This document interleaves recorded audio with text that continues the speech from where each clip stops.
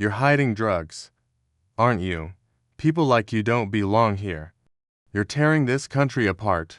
Kelvin's voice dripped with venom, his eyes wild with rage as he jammed the barrel of his gun against Marcus's cheek. Right there on the open highway, under a blazing sun, a decorated black U.S. Army colonel was forced to his knees. His crime, simply being black, matches the description, they said. What description? The audacity to exist. But Kelvin had no idea who he was dealing with, a man whose single phone call could send shockwaves through the Pentagon. That night, it wasn't gunfire that erupted.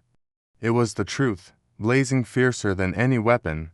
Across the nation, Washington, D.C. glowed under a canopy of fireworks, bursts of light painting the sky above the White House, the air alive with cheers, music, and the hum of reporters. But inside the shadowed cockpit of a black Dodge Charger, creeping south, Marcus D. Grant lived in a different world, silent, heavy, like a door bolted shut. His military uniform, crisp and proud, hung neatly in the back, replaced by a sweat-soaked, white shirt, cuffs still buttoned with soldier's precision. No radio, no calls, just the steady rhythm of his breath and eyes that carried a quiet storm, not from fatigue, but from the weight of 1,000 unseen battles. Which city of the United States are you watching from? Drop a comment and share with us if you've had any confrontation with the HOA. We'll narrate your story on our channel. Symbolic day, the day he became a colonel. A few hours earlier, he had stood upright in the Pentagon auditorium, raising his hand to take the oath. Before dozens of officials and comrades, his right hand rested on the Constitution, his left clenched lightly, as it had for 20 years in service. A soldier unused to attention, now forced to shake hands with politicians. The congratulatory words, scrutinizing glances, and smiles he knew were insincere, all lingered as a long, sharp imprint in his memory. He had walked through Iraq, through Kandahar, had stood surrounded by delayed action bombs, lost to comrades because of a superior's wrong decision. Yet this afternoon ceremony, politics, diplomacy, formal relations weighed on him differently. No gunfire, but something more dangerous, insincere handshakes. Marcus merged onto the federal highway, where cars stretched endlessly like a ribbon. The festival night had drawn people onto the streets. On the radio, the host interviewed a retired general about military reform, politicization of ranks, the public's trust in the armed forces. Marcus switched off the radio midway. He had heard those words too many times and trusted in them no longer. At a red light at an intersection, he opened the glove compartment and took out a folded piece of paper. His daughter's handwriting and colored pencil was still smudged. "Daddy is my hero, but please come home early tonight."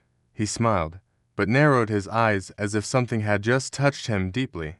He had promised to come home early 3 times before and failed. Tonight, he vowed not to let that happen again. The car rolled on, fireworks still blazed above. People lined both sides of the road. Many still wore shirts bearing the American flag, holding flags and shouting generals' names. But Marcus knew one thing clearly: not everyone in that crowd would cheer if they knew the person in uniform was black. He turned onto a crossroad cutting through Prince George's County suburbs, planning to stop at a familiar gas station. A strange chill ran down his spine, not sure why. Maybe the darkness ahead was deeper. Maybe it was a premonition. From today on, I am no longer just a soldier, Marcus whispered to himself. Little did he know those words would be tested within less than an hour, and so it was. Marcus did not know that tonight from a hero he would become a man with a gun pressed to him, called a suspect, and forced to kneel on the street for something he could not change: his skin color. In the square room of the County Police Command Center, the air was thick with the smell of cold coffee and machines running day and night. A large screen on the wall flickered with images from traffic cameras. A voice came over the internal radio, not loud, but enough to catch every eye. Suspect description: male about 1.8 meters tall. Suspected involvement in an Iranian drug trafficking ring. heading southbound. License plate unknown. The shift leader squinted, nodded lightly, and spoke into the mic. Emergency checkpoint on Highway 92. Stop all vehicles. Prioritize dark-colored cars. No further explanation. The order was simple. No one questioned it. The team moved like a well-practiced machine, without needing to analyze. Among the young officers listening, Kelvin smirked as if already waiting. He had just been promoted to the Special Surveillance Unit, a rise he believed he deserved long ago. His pale face, sharp chin, and cold and impatient eyes, wearing a bulletproof vest, pistol holstered tightening the strap while muttering, "If this one slips through, it's a disgrace for the whole unit." Elvin was born into a three-generation police family. His father had been a county deputy before retiring for health reasons. Since childhood, he had been taught about threats from people he had never truly conversed with. Prejudice seeped into his blood without explicit words. Kelvin had never met anyone involved with Iranian drugs, but the image in his mind was enough to act. The force quickly set up temporary checkpoints at 3 key points along the arbor. Patrol cars activated flashing lights. Plastic cones and barriers were hastily arranged, creating a rat trap scene in the late night. Drivers stopped, rolled down windows. Some began calling or complaining about delays.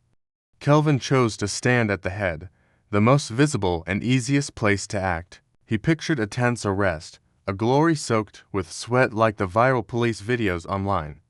Meanwhile, at the other end of the road, Marcus continued driving steadily. Inside the cabin, his phone vibrated a few times. Messages of congratulations, photos from the swearing-in ceremony, and a link from a national newspaper.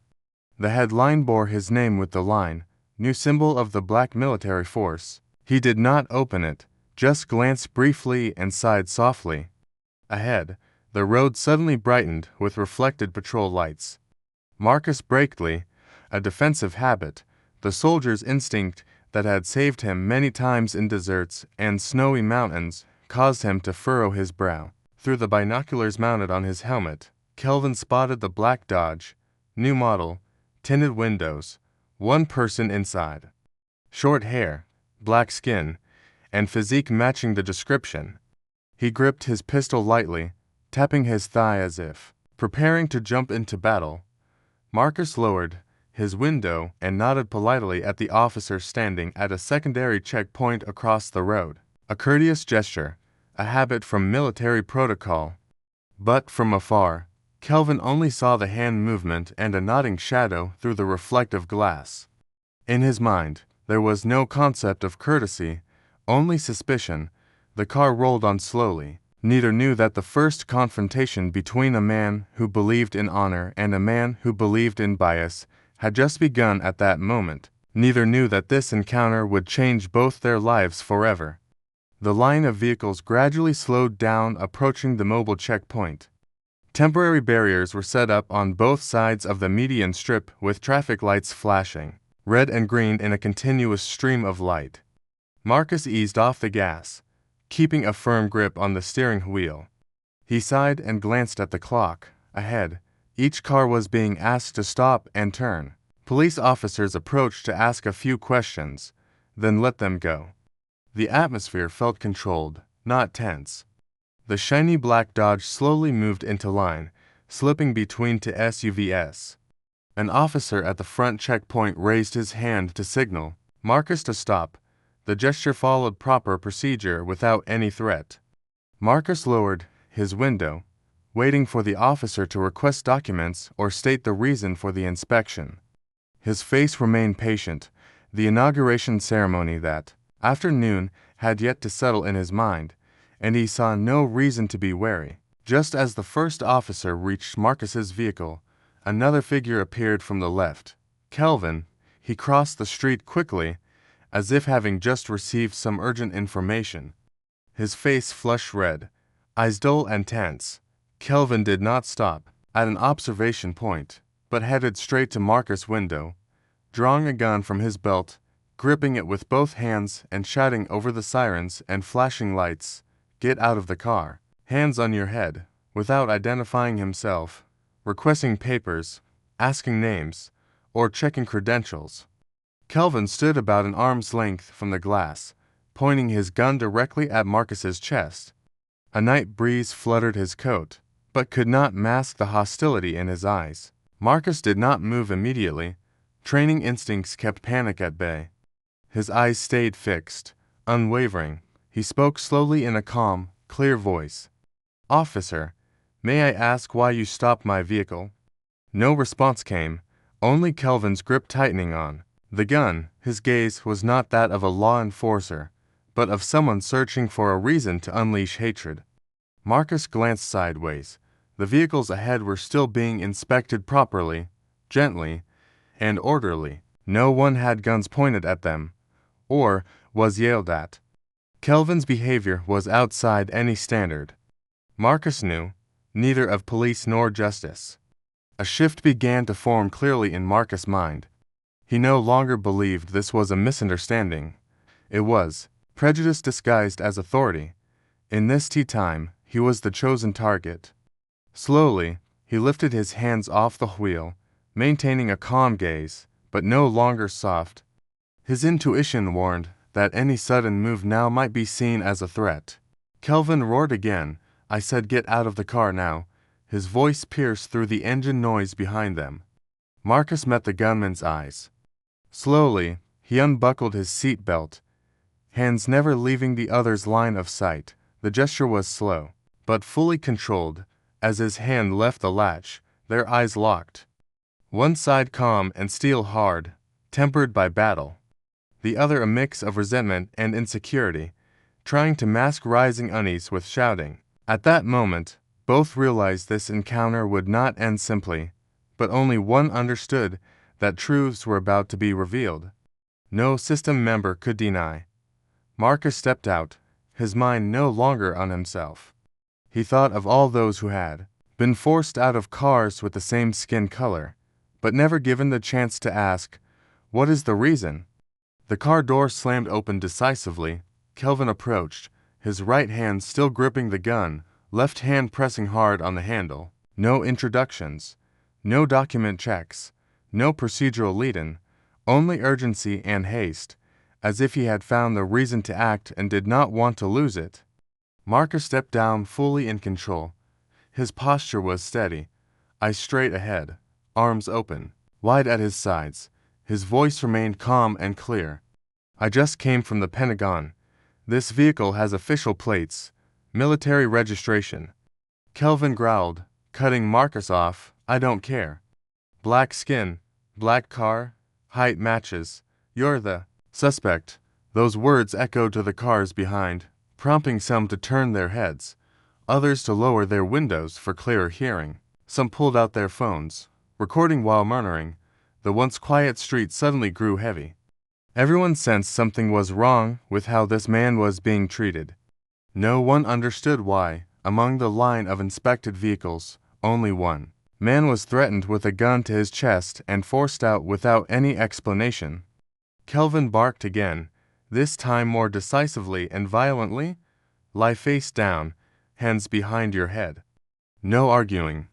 The air froze for a few seconds. Marcus stood still briefly, eyes scanning the faces behind the car windows. He felt no fear, not because he was used to violence, but because he knew silence now would mean complicity. Finally, he slowly knelt, left knee touching the ground, hands calmly placed behind his head. This gesture bore no submission, but a silent challenge aimed straight at the one in power. Tension spread to the adjacent checkpoints. A young officer nearby signaled Kelvin with a doubtful look and asked quietly but clearly, "Are you sure?" Kelvin did not reply, only raised a hand, signaling silence, lips pressed tight. He needed to control the situation, to project the image of an unyielding officer. Pride had turned him into a beast hunting in darkness, unaware of its prey. He wasn't seeking a criminal, but someone to prove his power. Marcus, tall, driving a luxury car, black was the perfect excuse. An electric motorbike sped by along the roadside. The rider was a streamer heading home after a live broadcast. Seeing the crowd, a black man kneeling on the street with a gun pointed at his head, he instinctively turned on his camera. Everything was recorded, the flashing patrol lights, shouts blending with the wind, and undeniable footage of unjust treatment. The live stream barely lasted a minute before hundreds tuned in. The shaky camera clearly showed Marcus's face in the headlights. He neither closed his eyes nor bowed his head, a silent symbol amid chaos and arrogance.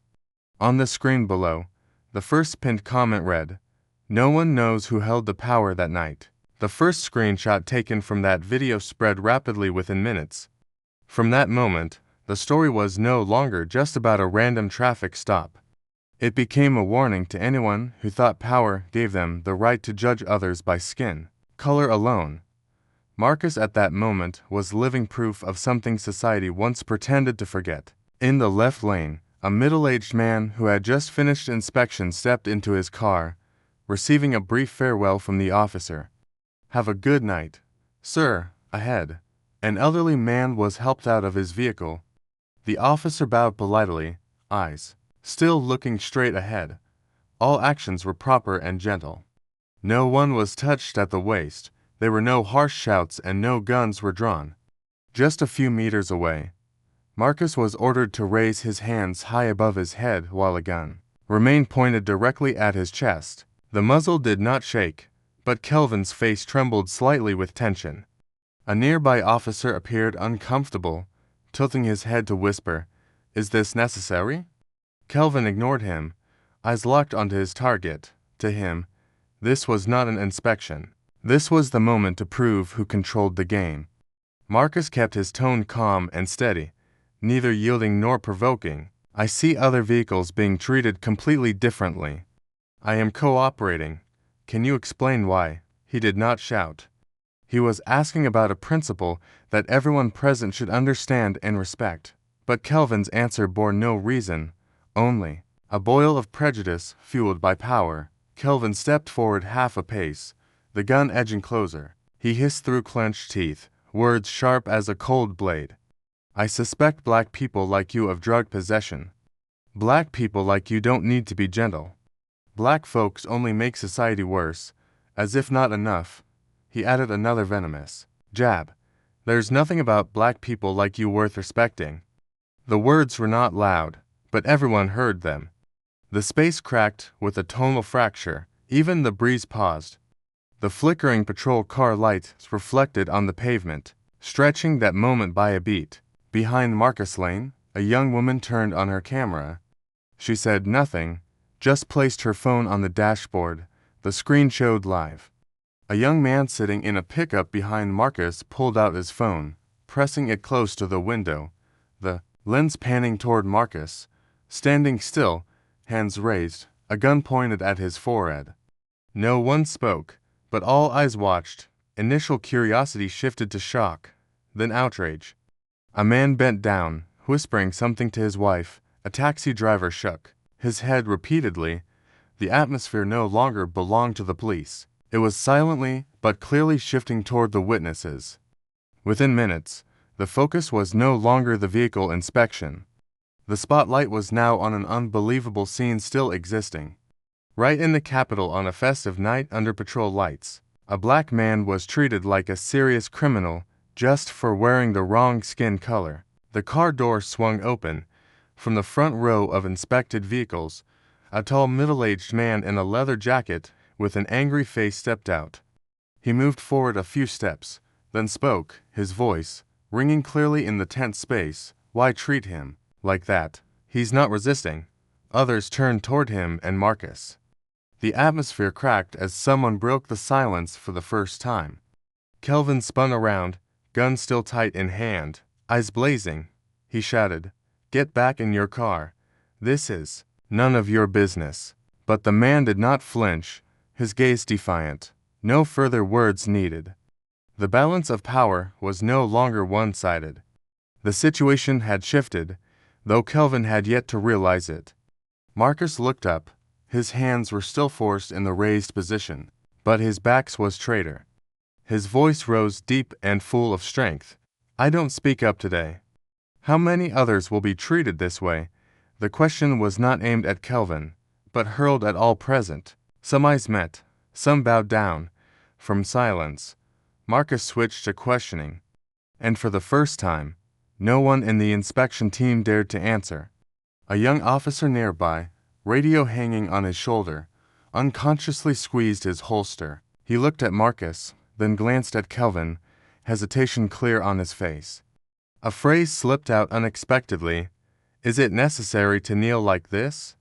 Kelvin snapped his head around, eyes wide, hands gesturing sharply to cut him off. He said nothing, but his furious gesture forced the young officer to step back, hands clenched tightly, silent.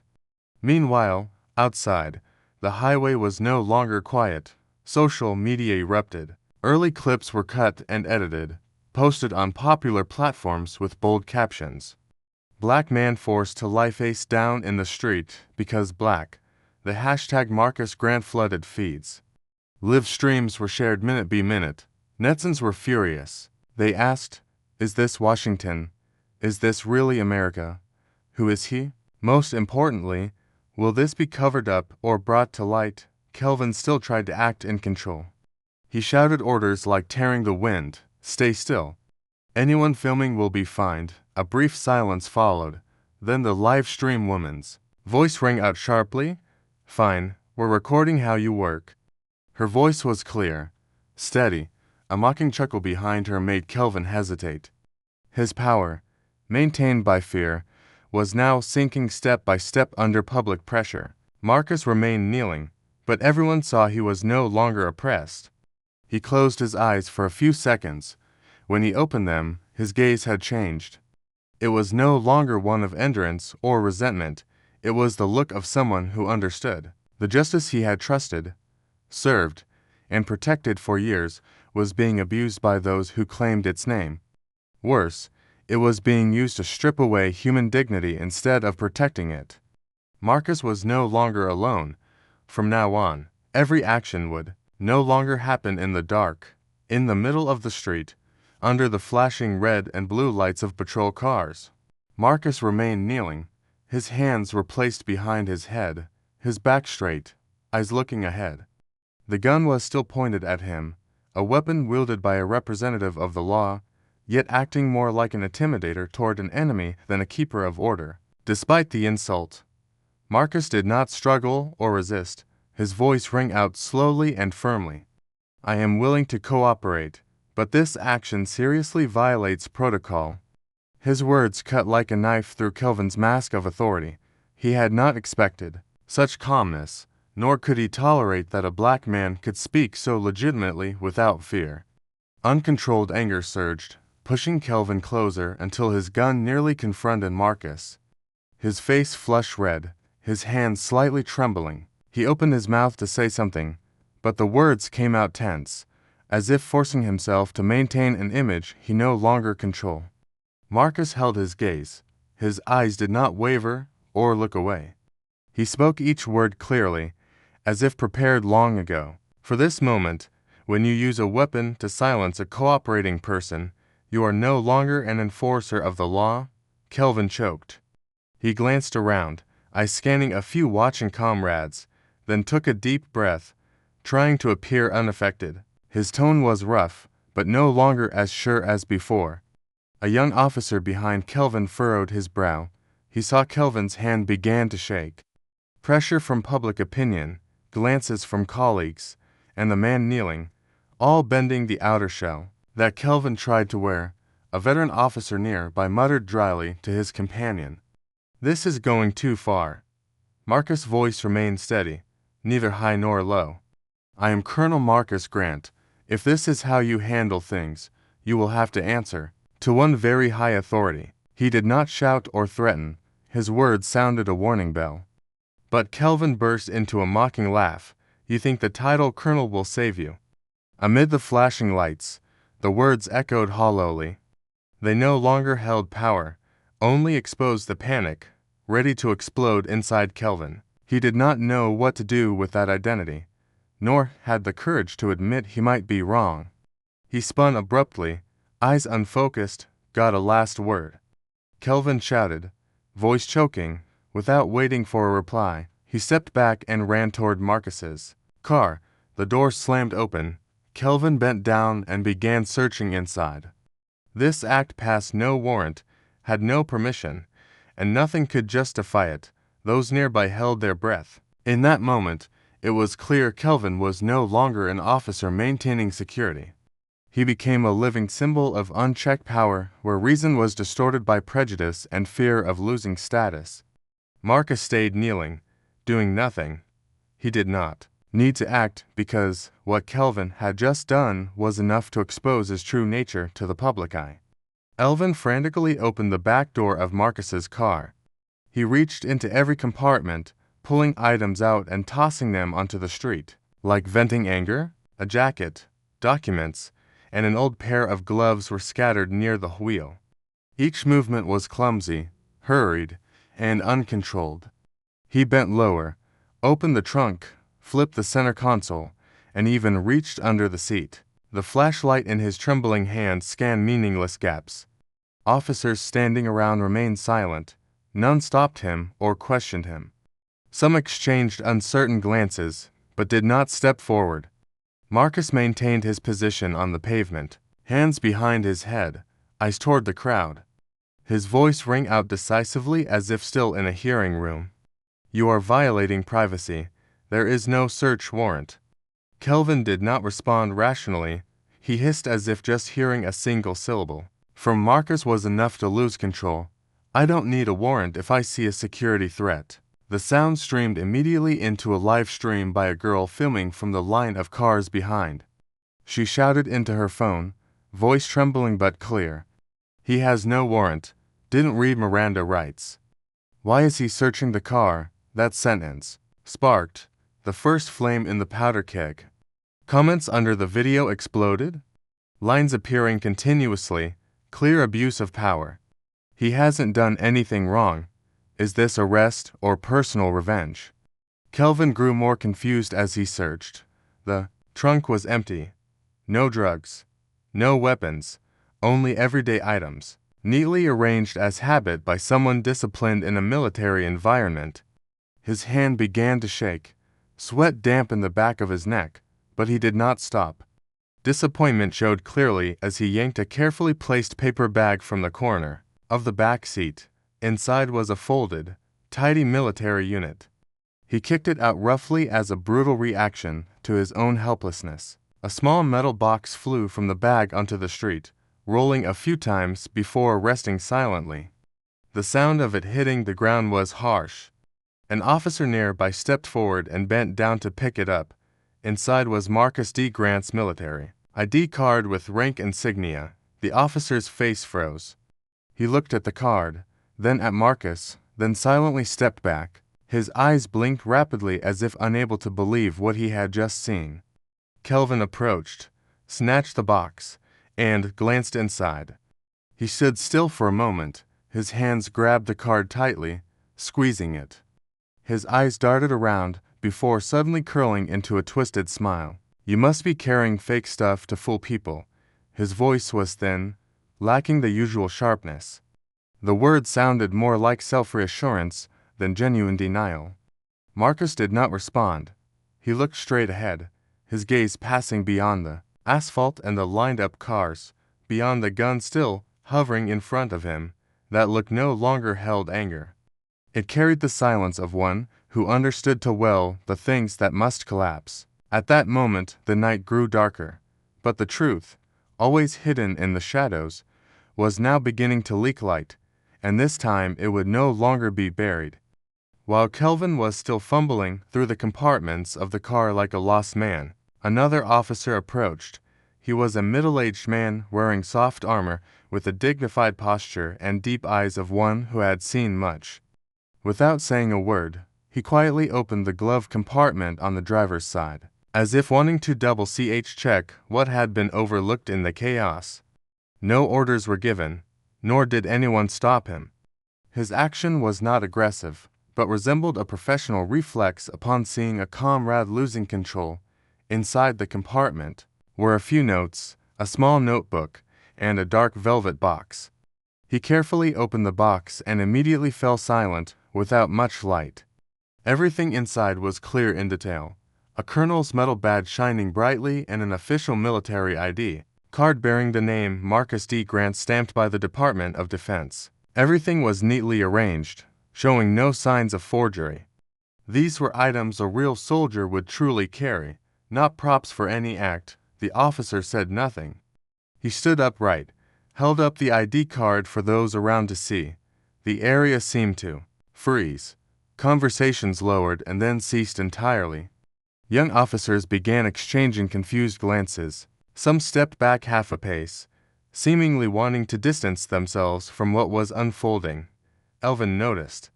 His eyes blinked quickly, then opened wide. His hand dropped subconsciously, still holding the gun, but now loosely. He swallowed hard, his facial muscles twitching slightly, then quickly clenched his fist as if to pull himself out of the dazed moment. Yet his eyes did not lie. They clearly revealed shock and a vague panic that even he could not name. Marcus stood up, moving slowly with every gesture, seemingly carefully considered. He was neither rushed nor confrontational. He did not wave his hand or demand an apology. His entire demeanor conveyed that he no longer needed to raise his voice. All eyes were now fixed on him, and this time no one saw him as a suspect. He needed no further words, because the truth itself was standing as its own witness. Calvin pressed his lips together. He tried to regain his breath, but the words he uttered next made everyone freeze. Fake. Black people can't be kimonos. His voice was no longer steady, but filled with malice, throwing both defense and prejudice into a single dagger. At that moment, the woman who had been live-streaming approached, raising her camera close. The words had been fully recorded, clear and sharp in the frame. The live stream immediately surged in views. Comments began rolling in. A phrase that seemed to escape in a moment of agitation had become evidence not only of discriminatory behavior, but also of how some choose to cover the truth with blatant prejudice. Marcus remained silent, his eyes no longer on the gun, but fixed on the peeling facade of power. The truth needed no shouting. It only needed to be seen at the right moment. Kelvin's words exploded like a bomb in the air. Without edits or cuts, the live stream continued filming from the woman's camera behind the line of cars. The sound articulated every word clearly, Kelvin's tone dripping with contempt as he uttered the biased command. Comments flooded in relentlessly. What did he just say? Black people can't be colonels. Is this the 1960s? What era are we living in? The initial reactions required no further analysis because viewers everywhere understood they had just witnessed a raw truth about so-called power and how it functions. The middle-aged officer who had found the badge stepped forward. His voice was slow, as if trying to keep order from descending into chaos. The badge is real. I served with this regiment at Fort Bragg. This insignia can't be faked, at least not fooled by the military. He did not shout or yell, but the way he spoke forced those nearby to listen. Kelvin did not back down. He sneered lightly, then stubbornly repeated, probably bought on eBay. Anyone can get one of these if they want to put on a show. His words were no longer aimed at the crowd, but seemed like self-persuasion. His face noticeably pallid, lips pressed tight, his gun hand stiffened, even though it no longer pointed at anyone. A young officer nearby lowered his head. His lips moved quietly. I went too far. No one replied, but uncertainty spread through the eyes of several others. Some stepped back, lowered their guns, their faces heavy, as if forced to confront themselves. In broad daylight, Marcus stepped forward. He did not approach with anger, but with a calmness that made even Kelvin turn his head. His military boots touched the ground lightly, the sound clear amid the silence. His gaze swept across everyone, resting on the old officer holding the military ID. I have stood on battlefields without asking the color of the person beside me, he said, voice slow and decisive. But today, I am held at gunpoint because of my skin color. At that moment, the live stream was no longer a mere clip. It had become a phenomenon. Major social media accounts began resharing the video. A local TV station clipped it and reposted with the headline, "Colonel Grant insulted on the street." The hashtag Colonel Grant started trending initially among local residents, then spreading across platforms. Twitter, TikTok, Facebook, everywhere featured Marcus in a moment late at night when he should have been returning home after a formal ceremony. Amid flashing patrol car lights and the stunned eyes of the crowd, a striking image emerged. A black man in uniform who had fought and led was now accused of forgery on the very land he served. The accuser was an officer who had never left American soil, never heard real gunfire, armed only with a gun and unchecked authority. The live stream ended with a shaky frame. The woman filming sobbed, her trembling hand capturing the final scene. Marcus standing in a circle of police officers upright, military ID in hand, and the final comment stood out among hundreds of thousands. "The badge is not fake, but we have pretended fairness for far too long." Amid the circle of patrol lights and the scrutinizing gazes of dozens, Marcus slowly reached into his chest pocket. The movement was deliberate yet decisive. Calvin squinted, his hand still holding the gun at waist level, his head slightly tilted as if assessing his opponent's reaction.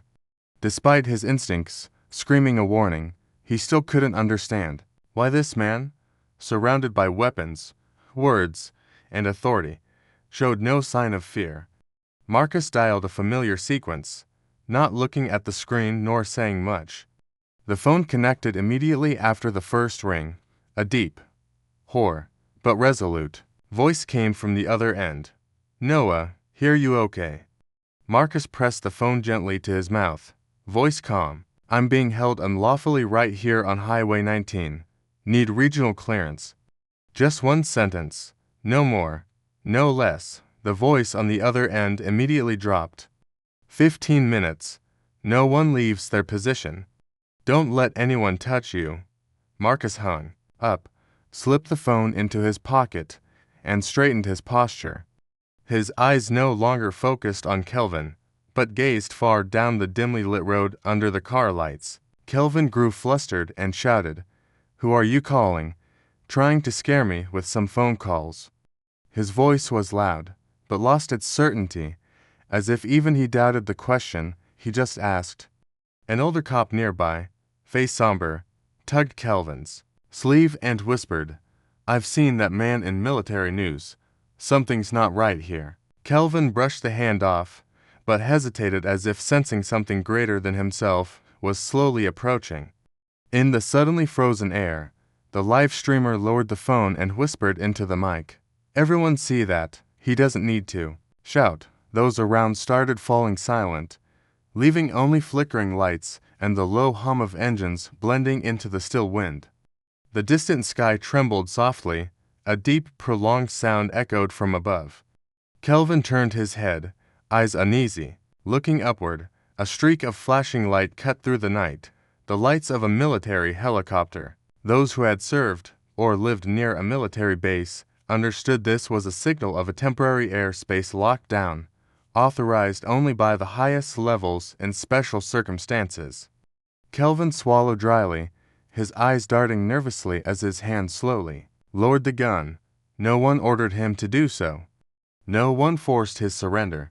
But beneath the leaden atmosphere and the approaching helicopter, Kelvin for the first time realized that what was landing on this street was not a show of force. It was the law, a law beyond his control. From the end of the road, beams of light shot forward like silent arrows. No sirens, no loudspeakers. Yet the compressed air pressure from the armored vehicles advancing made all other sounds fade away. Several county officers flinched, gripping their weapons, but dared not raise them. The special license plates on the vehicles required no introduction. Anyone who had been stationed or lived near a military base knew this was a sign of unquestioned authority.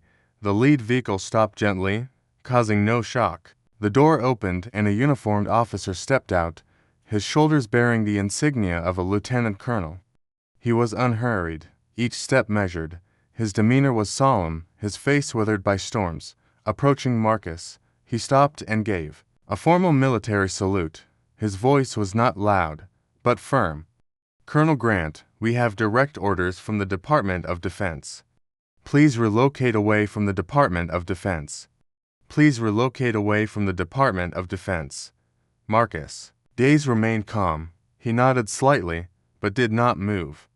Another military vehicle opened its door and another officer approached Kelvin. His face was cold, voice hoarse. "Please lower your weapon." Kelvin blinked, forcing a smile. "I'm only performing a security check." No one answered him directly. The officer continued. "You have exceeded your authority. A scene recall order is being issued. Your actions will be investigated by a military court due to the involvement of senior military personnel."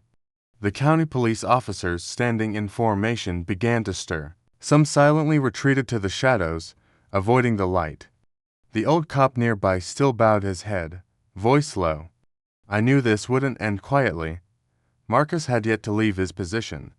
He stepped forward, facing Kelvin, eyes fixed on the pale face, trying to keep his balance.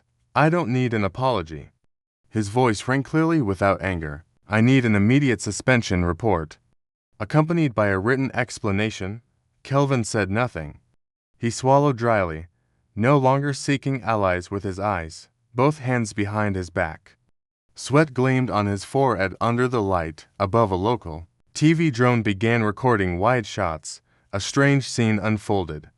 Patrol cars backing away to the roadside, giving way to rows of military vehicles occupying the entire highway. Soldiers moved deliberately without threat. Yet the atmosphere was heavier than any confrontation. The image was broadcast live with a scrolling caption beneath like a silent declaration. "Who truly holds power in America tonight?" No one answered, because at that moment power was not with the one who fired a gun or flashed a badge, but with the one who dared to stand still, face injustice, and called the right people. Marcus stood there. No slogans needed. Yet every step he took became the voice of millions who had never had a chance to be heard. The military convoy silenced the road without needing sirens. Matte-painted armored vehicles stretched across the highway like moving walls, blocking both ends completely. Soldiers dismounted in order, forming teams that locked down every escape route. No one shouted, yet the atmosphere was heavy as lead. With just their footsteps, the military declared that order had changed hands. An officer pulled an order from his chest pocket, his voice clear. "All weapons down. Leave the law enforcement area." A few police officers complied immediately, retreating into the shadows beyond the headlights' reach. Others hesitated, eyes exchanging glances. Kelvin stood frozen, disbelief written all over him. The army lieutenant said nothing, approached, and precisely removed the gun from Kelvin's belt as trained. A young soldier took the command, bending down to handcuff Kelvin under the gaze of hundreds. "I am a police officer. You have no authority," Kelvin shouted, his voice sharp and blinding, clinging to his last ounce of power. The response was emotionless. "You are under investigation for federal misconduct." Across the street, a live streamer yelled loudly, "He's been arrested." Everyone see that, within minutes, the live stream comments exploded like a dam breaking. "First time I've seen the military defend justice like this," one wrote. A young woman in the crowd cried as she said, "I thought I'd never see this happen in America." Marcus neither sighed in relief nor turned away. He stood still, eyes tracking every action of the soldiers, every step of the handcuffed man. No one knew if inside him was anger, calmness, or nameless exhaustion, but all saw. He showed no satisfaction, no expression of revenge, only a cold gaze like a sharpened voice, every shattered voice in the night. As Kelvin was escorted away, Marcus turned toward the reporter holding a camera and gave a slight nod. No one understood his meaning then, but the next day that photo became a global symbol, a wordless nod full of weight, a symbol of power. Quietly shifting hands, television crews arrived one after another after the military convoy, setting up cameras on the roadside without asking for permission. Major networks like CNN, NBC, and Fox were all present, hurriedly preparing field recording equipment. The anchor stood rigid before the lens, his back to the military headlights. "We are witnessing one of the unprecedented events in the southern suburbs." His voice rose above the fading helicopter rotors. A female reporter weaved close to the military vehicle, asking loudly, "Colonel Grant, what message do you want to send to the public right now?" Marcus did not avoid the question, but slowed his steps, looking straight ahead. He answered calmly, "I will not comment." While emotions overpower reason, no one interrupted. That attitude made the crowd step back, allowing him to move on. Marcus did not seek camera lights. He only requested to leave the scene properly, not to evade, but to emphasize everything must follow the law, even when the law had been distorted. As he climbed into the military vehicle, another journalist suddenly held out a microphone toward Marcus. And this time, he stopped without changing expression or using flowery words. He said just one sentence: "I do not want revenge. I want this system to change." The concise statement was captured in full. Minutes later, it appeared as headlines in numerous news reports. One channel used it as a morning news title. "No bullets needed. Still a battle for survival." On social media, the hashtag Justice by Order spread faster than breaking news. Twitter exploded. TikTok is flooded with videos mixing scenes of Marcus being held at gunpoint and the moment military vehicles arrived. Reddit opened a dedicated thread analyzing signs of procedural violations in the arrest. Facebook overflowed with shares about civil rights, past fears, and thanks sent to Marcus. One wrote, "He spoke for millions of black people who knelt not out of guilt, but to survive. The system could not remain silent." The sheriff's office initially issued a statement saying the incident was under internal review, but quickly retracted it after fierce backlash. The Department of Defense commander was forced to hold a press conference. "We confirm violations occurred. A comprehensive investigation is underway. No one is above the law, including those who enforce it." The U.S. Congress passed an emergency resolution overnight to summon hearings on law enforcement abuses. Inside the military vehicle, Marcus sat quietly, hands resting on his thighs, his eyes half closed as if trying to extinguish a lingering fire. The soldier beside him leaned in and asked quietly, "How do you feel?" Marcus said, "Nothing." He shook his head slightly, then opened his eyes to look out the window. Outside, the light still flickered. The convoy had not dispersed, but something had retreated. Not violence, but the fear of those used to manipulating the law. Marcus said no more. He didn't need to. Tonight, the loudest voice was the silence of the righteous. 2 days after the incident that shook the entire nation, a brief statement from the county police department suddenly appeared on the local information portal. The document was exactly 1 page long with no attached evidence, no official spokesperson, and began with the phrase "an operational misunderstanding that needs to be handled internally." The middle section emphasized the spirit of cooperation for the common good and the hope that Colonel Marcus Grant will assist in preventing tensions from escalating and affecting the image of the entire department. On the same day, a small news item quietly appeared in the local newspaper brief news section. Officer Kelvin, the man who had pressed a gun to Marcus' head and declared that black people cannot be colonels, had been reinstated. The reason, insufficient evidence to conclude serious misconduct, no press conference, no apology, no discipline. Public reaction was sharply divided into 2 extremes. One side angrily called it a slap straight in the face of justice, a blatant turnaround in broad daylight. The other side began to soften their tone, repeating familiar phrases like, "Don't make a big deal," "Stability is necessary right now," and "Racial discrimination is a complex issue that cannot be solved by one incident." Marcus read all of this, but made no comment. He sat in his office, a room originally intended for military strategic advisors, now a place exposing the warp system outside the battlefield. A private call came from a state-level advisor. The man's voice on the line was soft, not commanding, but full of implication. We would like to invite you to a confidential meeting just to discuss. If you agree to keep things quiet, everything will be much easier for all involved." Marcus was silent. After a moment, he answered briefly, "I am not seeking peace. I am seeking transparency." Less than an hour later, the meeting was cancelled. No reply letter, no rescheduled date. All invitations suddenly vanished as if they never existed. That evening, Marcus sat at his desk, piles of files spread out.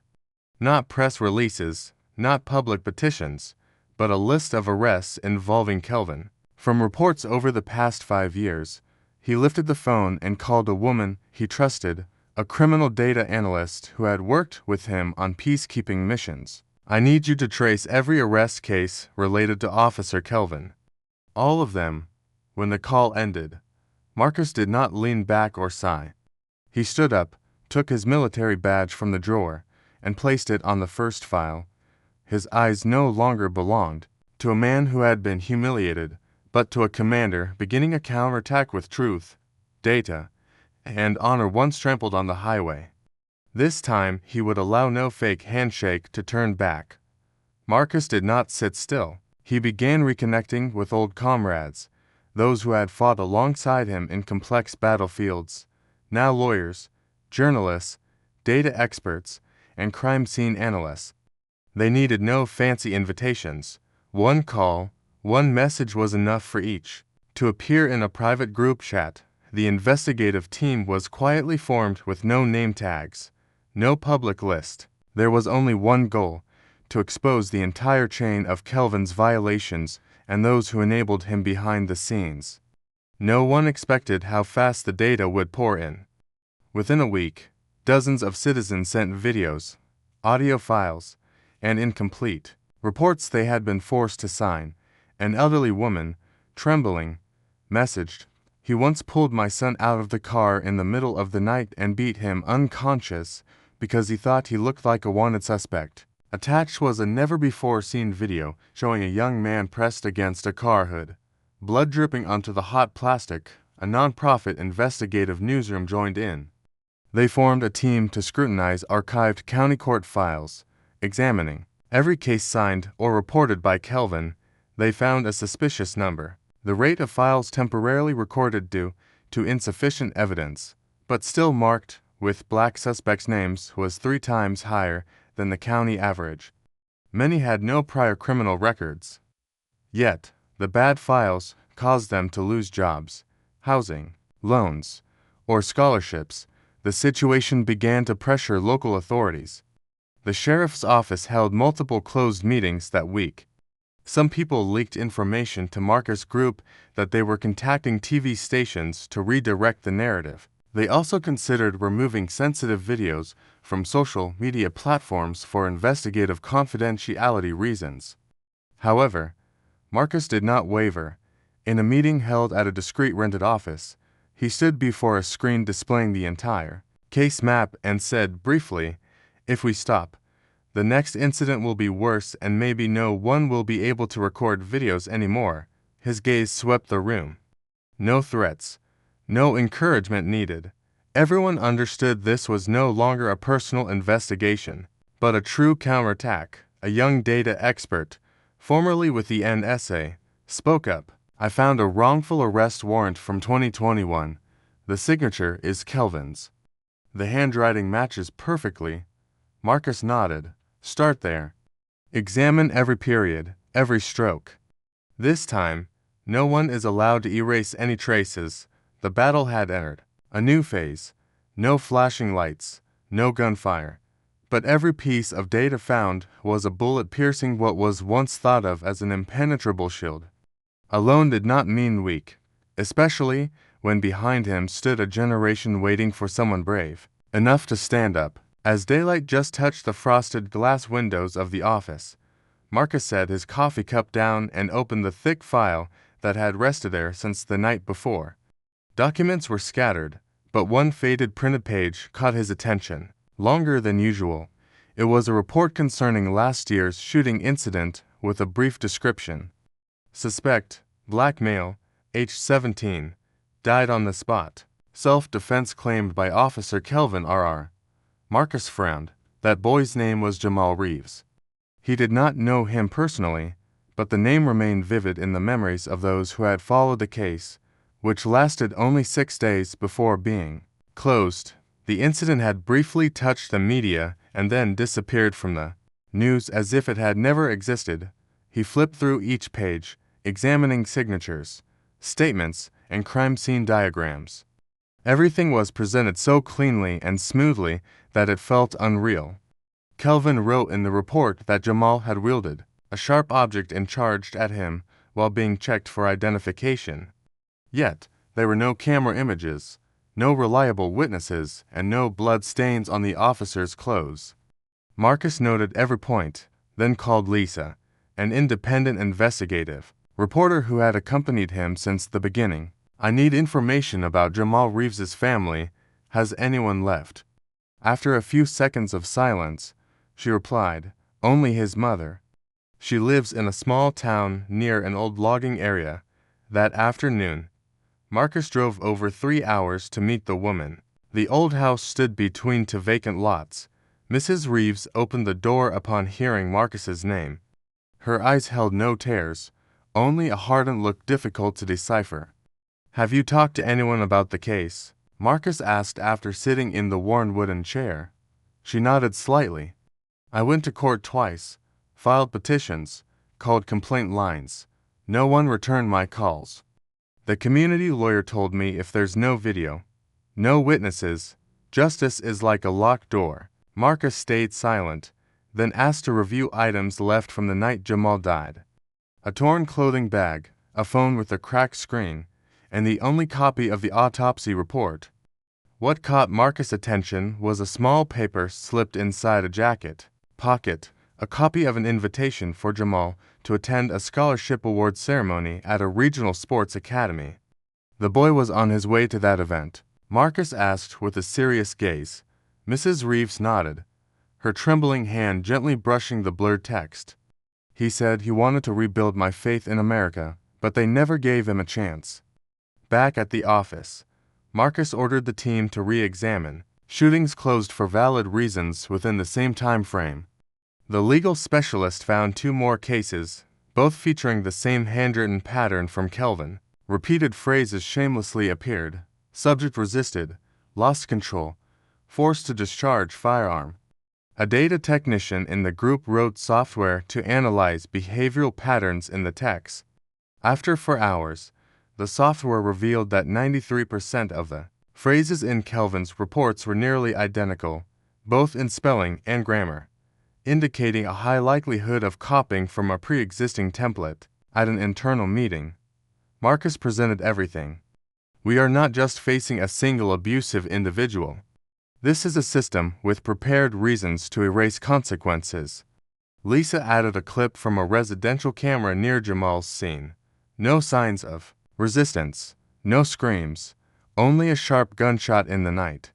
Marcus slowly stood and told the group, I want to bring this to light, but I don't want it to stop at a trial. We must find out who approved these files, who let this case slip away like a scrap under a pile of thick documents.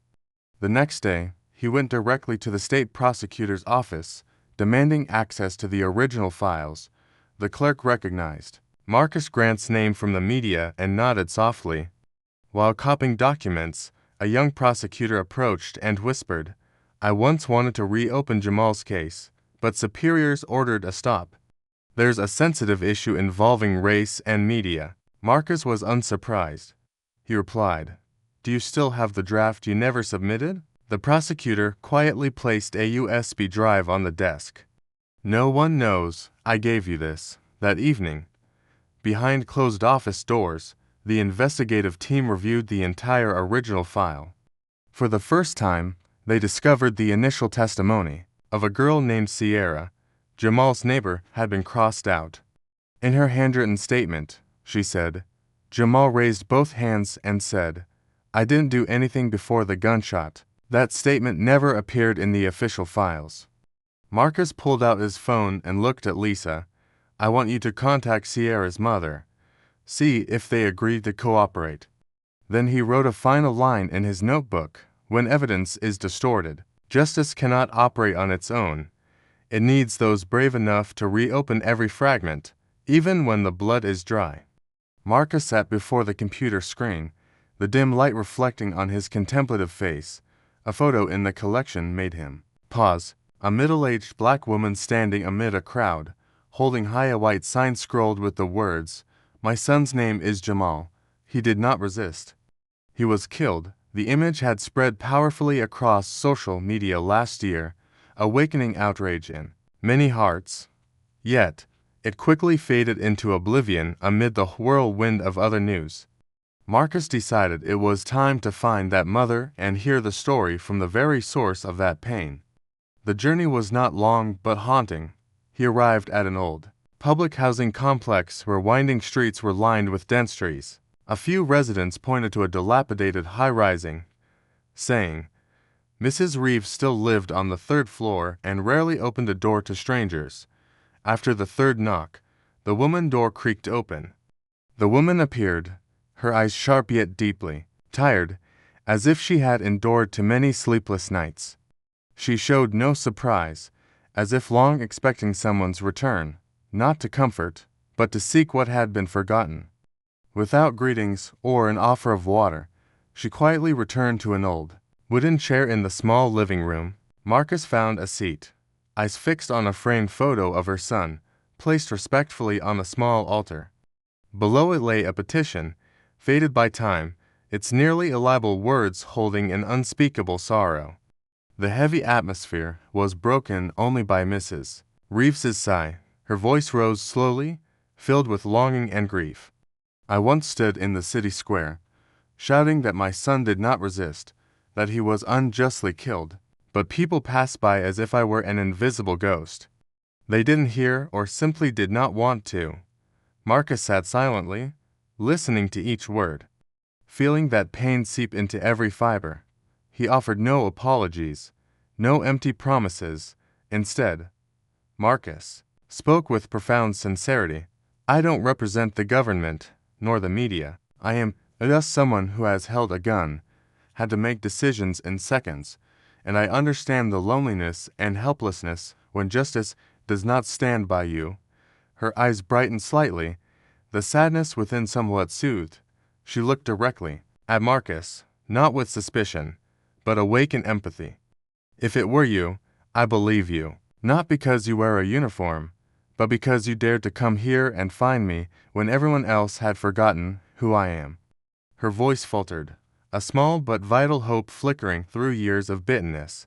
Marcus gently placed a thick file on the table containing copies of case files, evidence photos, and testimonies erased or forgotten in archives.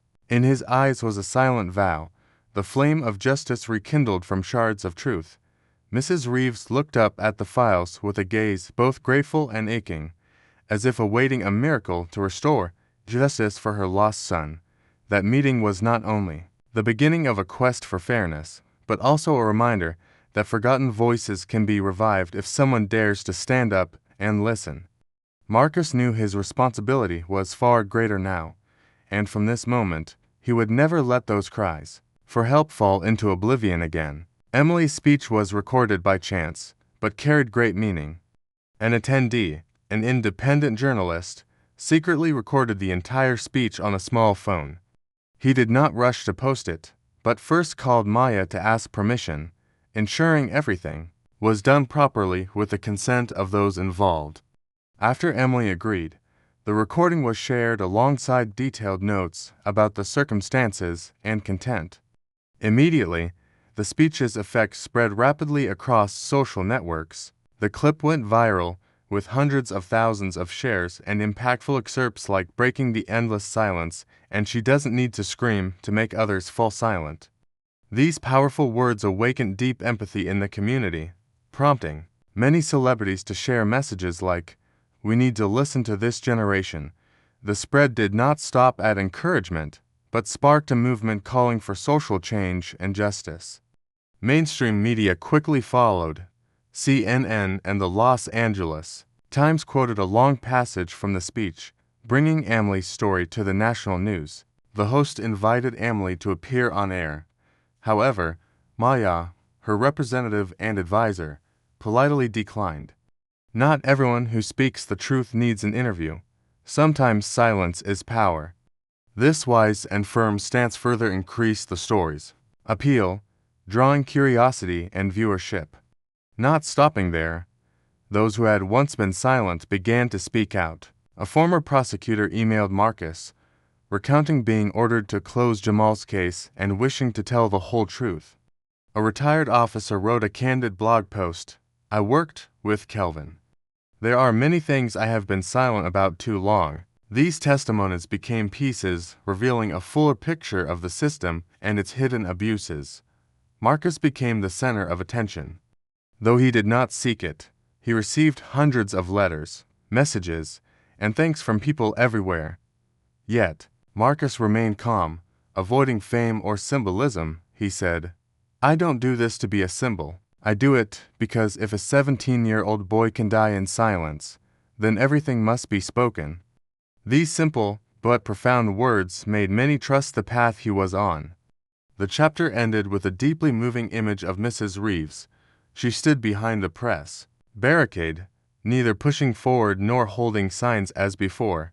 When Marcus looked back, she only gave a slight nod, an unspoken confirmation and profound agreement. The smile on her face was not one of compensation or liberation, but of someone finally heard. Comfort after years forced into silence and despair. The story's impact exceeded expectations, marking a turning point in the struggle to reclaim justice. The meeting with the lawyer took place in a closed room of a regional military office. On the table lay a thick dossier, densely marked with notes. Yet, there was a blank space that made Marcus uneasy. Something did not add up. A report signed by 3 officers existed, but only to had ever been summoned. The remaining name, Ryan Wells, did not appear in any public testimony, nor on the current personnel list. Marcus requested a date of retrieval. The result showed Ryan was transferred 6 days after the shooting incident. That afternoon, Marcus drove to a cafe hidden in an old residential area where the phone signal was annoyingly weak. Ryan was already waiting. He sat in a corner wearing a baseball cap, eyes restless. When Marcus entered, Ryan did not stand or smile.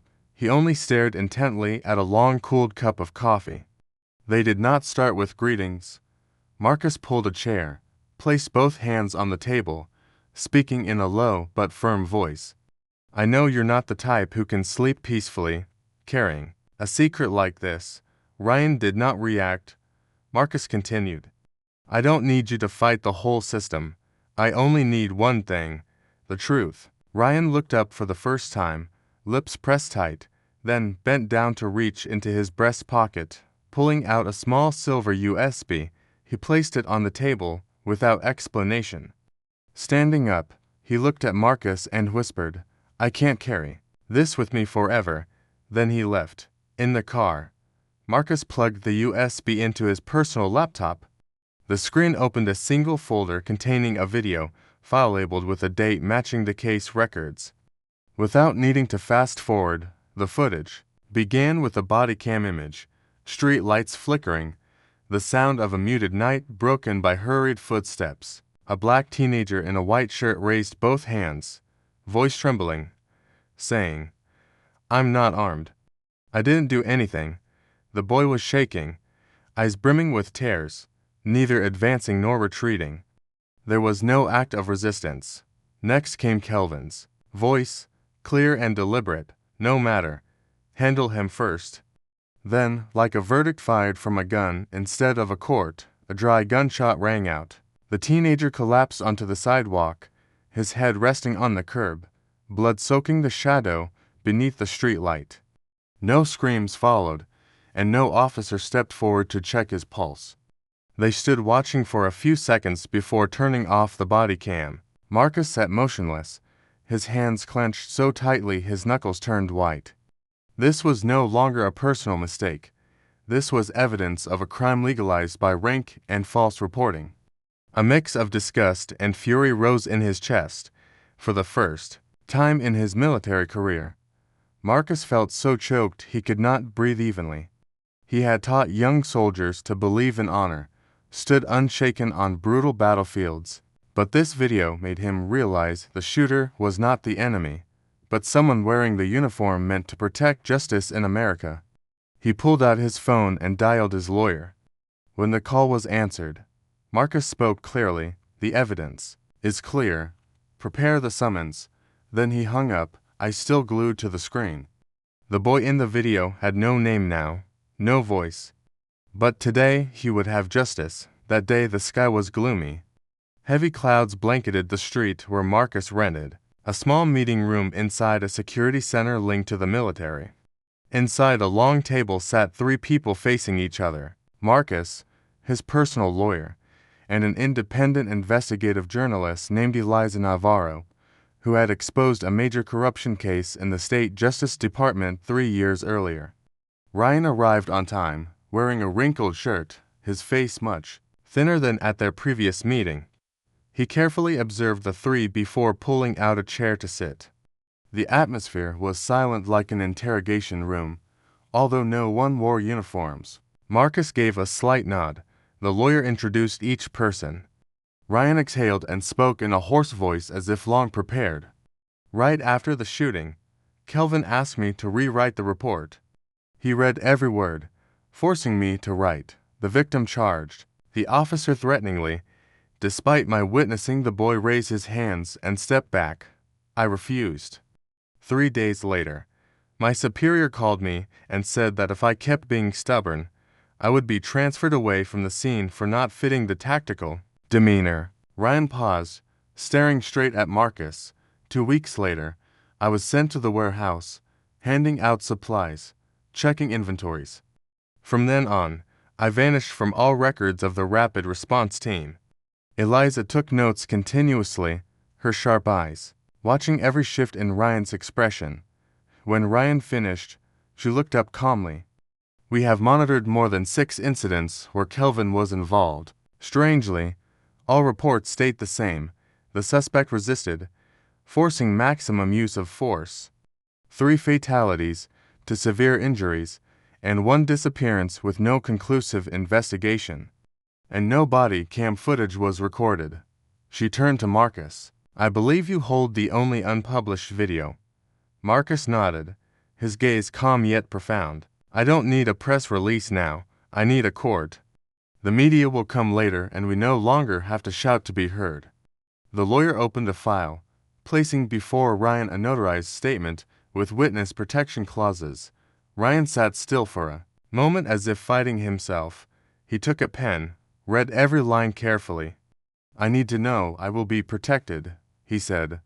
Marcus placed a second paper stamped in red, an official military document pledging support for witnesses in abuse of power lawsuits. Ryan signed without hesitation. The USB was handed over to the lawyer along with all recorded testimonies and signed confirmations. Ryan stayed a few more minutes and no one spoke. It felt like everyone held their breath, waiting for something approaching. When all procedures ended, Marcus escorted Ryan to his car. Their footsteps echoed evenly down the empty corridor.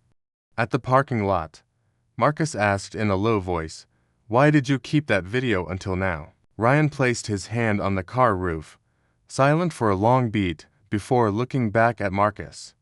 His face looked younger in the dim light, but his eyes were weary. "Because if not," he said slowly, "every time I see that boy's mother on TV, I can't face myself in the mirror." Marcus stood silently watching the car drive away. A secret had escaped the shadows, but he knew that darkness had not vanished. It was moving, and he was heading straight into its center. Marcus sat alone in a private room at the East Auxiliary Command Center, facing a file stack that had grown by nearly 200 pages over the past week. He methodically marked each item: body cam footage, Ryan Wells's notarized statement, the autopsy report showing signs of tampering, an internal memo from superiors ordering a halt to the investigation to insufficient evidence, and several petitions from the victim's family that had never been answered. On the desk lay a worn military badge Marcus had kept since the day he assumed his post. It was not decoration, but a reminder of the oath he had sworn before the flag to uphold justice, even when confronting the very system that had nurtured him. He no longer trusted sending the file through state channels. Previous attempts were always blocked by bureaucratic loops and vague further review responses from familiar faces who smiled at press conferences but turned their backs when truth needed speaking. Marcus arranged a direct meeting with a legal advisor from the Pentagon, proposing an independent path, submitting the case directly to the federal justice office with official military endorsement and witness representation. The advisor was an elderly woman with silver hair who had handled dozens of federal military rights cases. After reviewing the documents, she nodded and said simply, "There is sufficient basis to open a special case." Marcus was asked to sign 3 documents: an official complaint, a statement verifying the evidence, and a legal liability commitment should errors arise. He signed all without hesitation. Nothing else could shake him now. Only delay was unforgivable. Shortly after, an official warning was sent to the county police department. The content was explicit and binding. Immediately, cease all contact with witnesses, suspend access to internal case files related to Kelvin and his team officers. The order also demanded that a full copy of the dispatch logs be made and stored on a temporary server overseen by the federal office. Issued over the weekend, within hours, tension was palpable inside the police headquarters. Mid-level officers appeared confused as personal devices were sealed, access accounts suspended, and phones randomly checked. Whispers began. Someone is about to be named. Marcus received internal reports of unrest. Several young officers, long pressured by the system, hinted at a willingness to testify if safety was guaranteed. This brought no joy to Marcus. It only revealed that behind the thick stone walls of the system were hundreds who had gritted their teeth in silence, fearing expulsion. Alone in his office, Marcus stared at a wall map pinned with red markers indicating areas of reported police violence. He placed his hand on a red dot in the south where the young black man had fallen before Kelvin's gun. His heart, the battle, no longer had a personal name leading it. It was part of something bigger, a pain accumulated through generations, that now perhaps finally had a chance to be torn open. He thought silently that his own honor was gone. Names and ranks no longer mattered.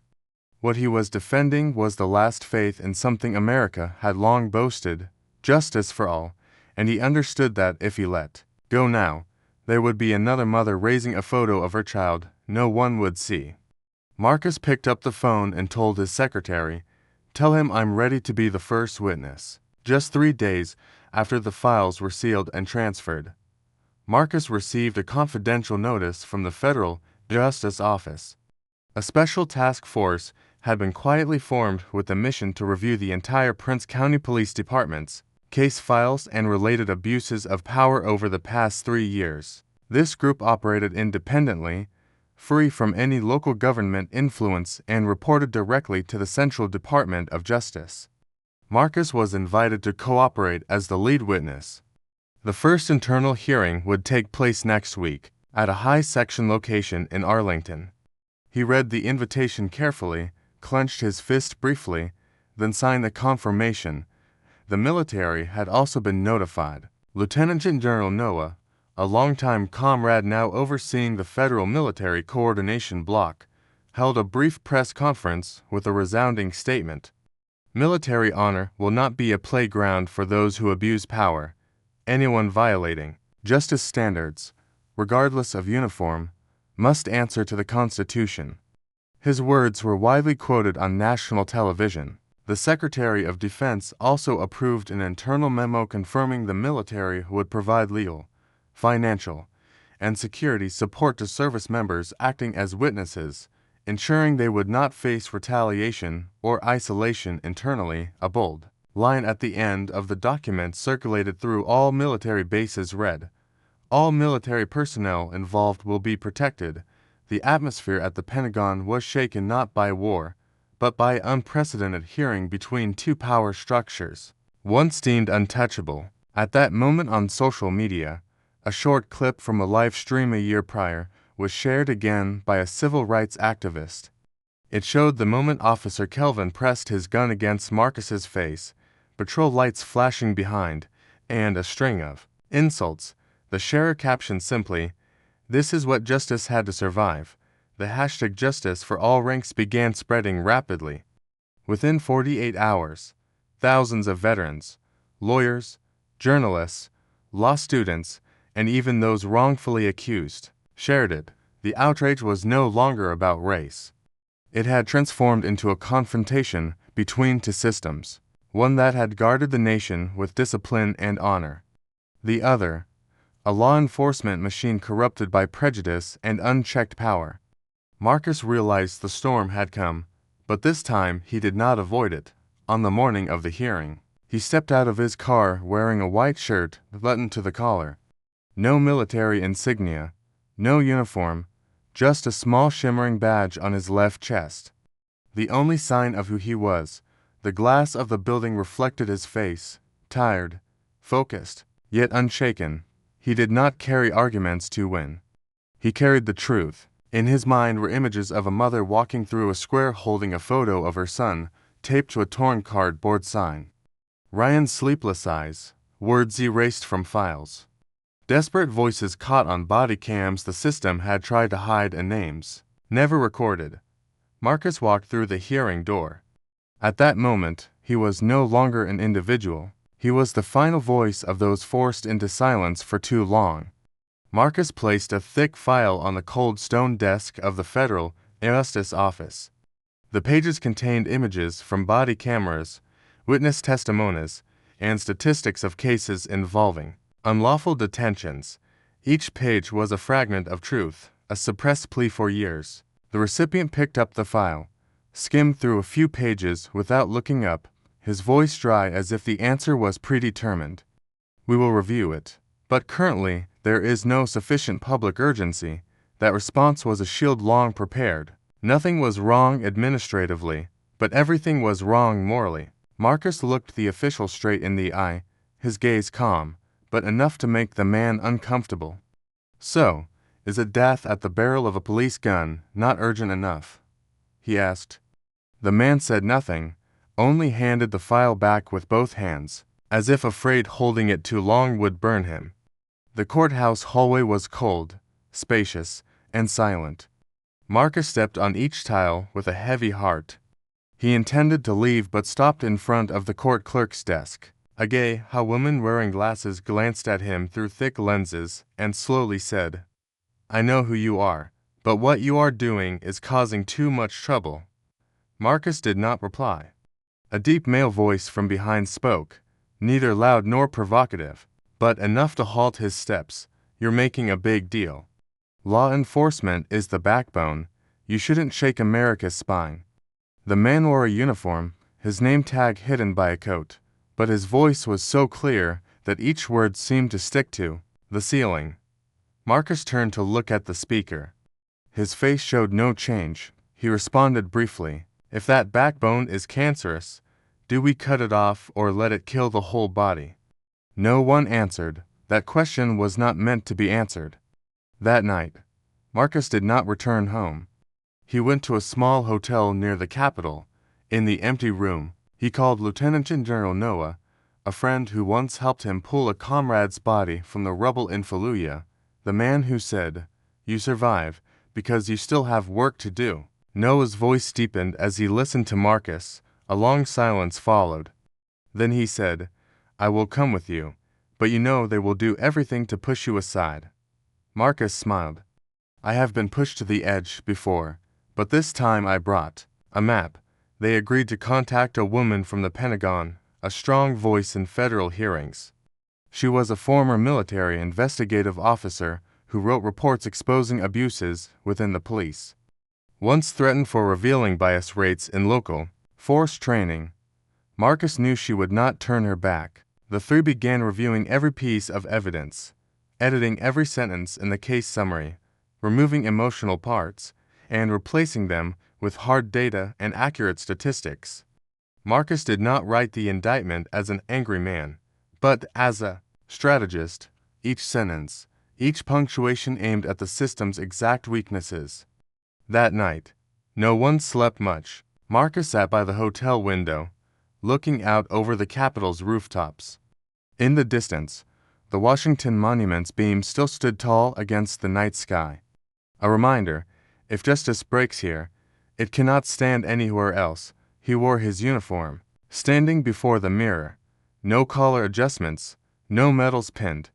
He looked straight at himself, the image of a black man with the Sauterses past, bearing the colors on his shoulders, but bleeding the blood of his kind in his heart. The harsh voice of that police officer from that night echoed in his mind.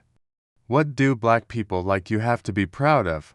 Marcus answered softly, no need to raise his voice. "Today you will see." The federal hearing room was packed, seats were full, and hundreds of eyes watched every step taken. Some reporters took pictures of Marcus from afar, cameras quietly recording every move. No introductions were needed. Everyone knew who the black man in uniform was.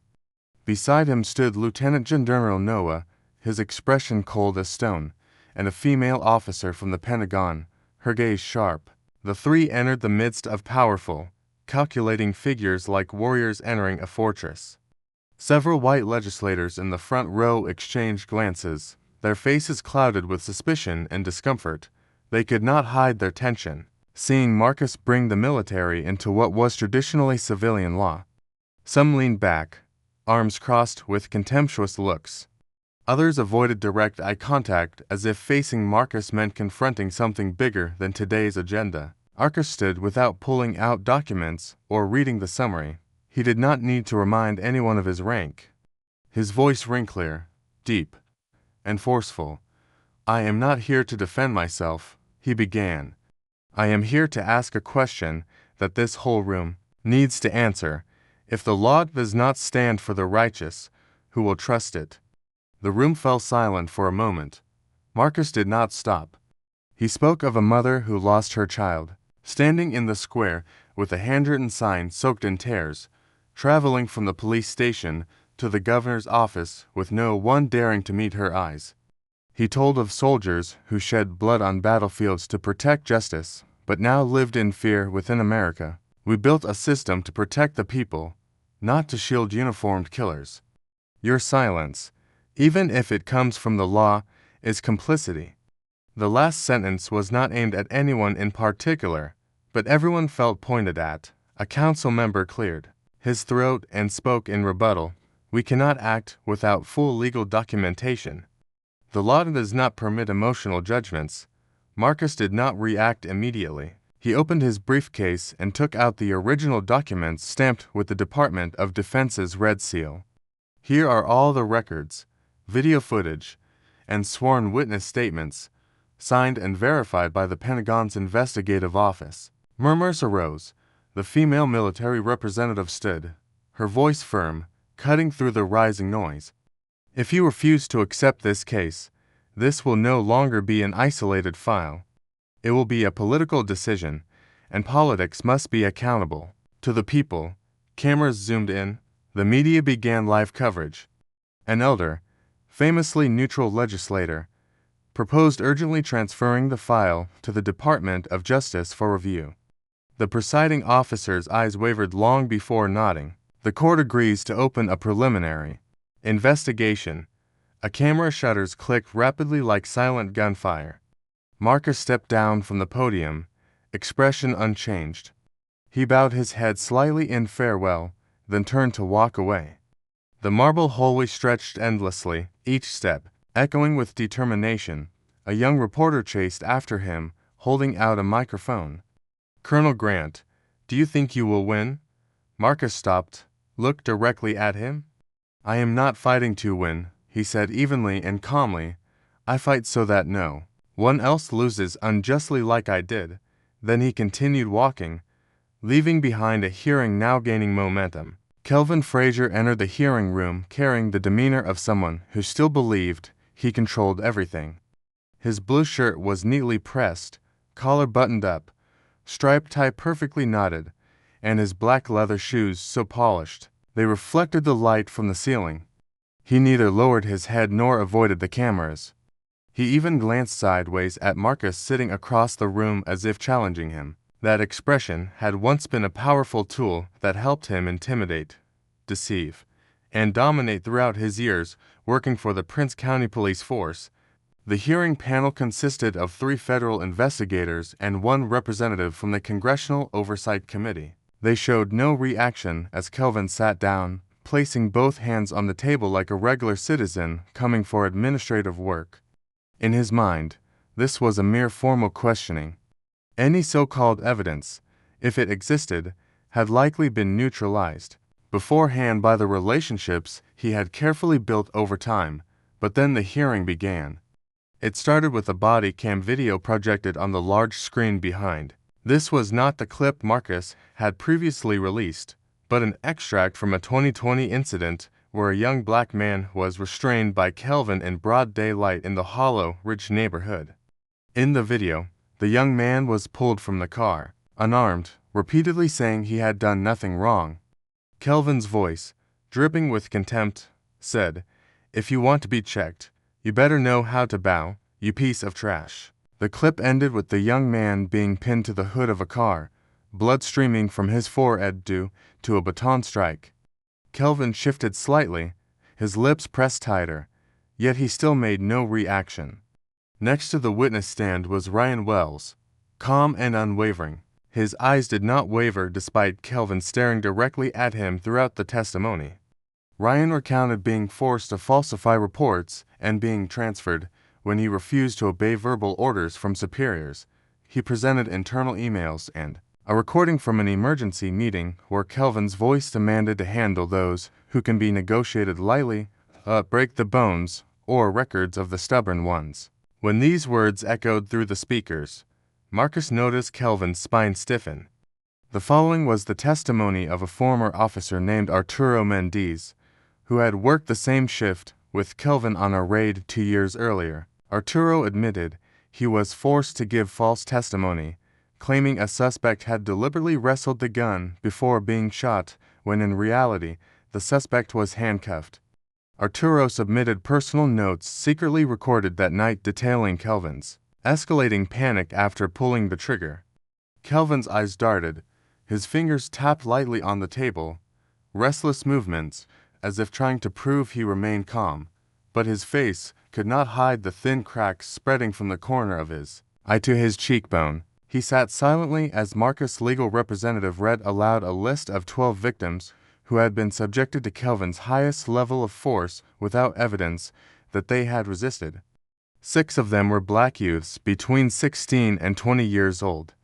The morning session ended with a previously unreleased video. It was footage from a rear patrol car camera capturing the very moment Kelvin fired the shot that killed young Jalen Rhee. The image of the boy standing with both hands raised under dim yellow light before falling from a single bullet silenced the room. Marcus sat upright, hands resting on his thighs, eyes unblinking as the boy's collapse played again. A female member of the hearing panel clenched her pen tightly, placing it down without writing further. After the lunch break, Kelvin was called to respond. He stood up slower than before, his face no longer defiant, but with an effort to keep calm. His voice was lower than usual. Yet, he still tried to sound firm, claiming his previous actions fell within the scope of trained operational procedures. He cited circumstances, job pressure, and survival reactions in emergency situations. One investigator spoke up. "In all the emergency situations you described, why are all the victims black, unarmed, and ending up injured or dead?" Kelvin did not answer immediately. He pursed his lips and turned toward his lawyer, but no one stood to speak on his behalf. Even his lawyer sat quietly, looking like he was weighing whether to continue defending him. Marcus needed no further words.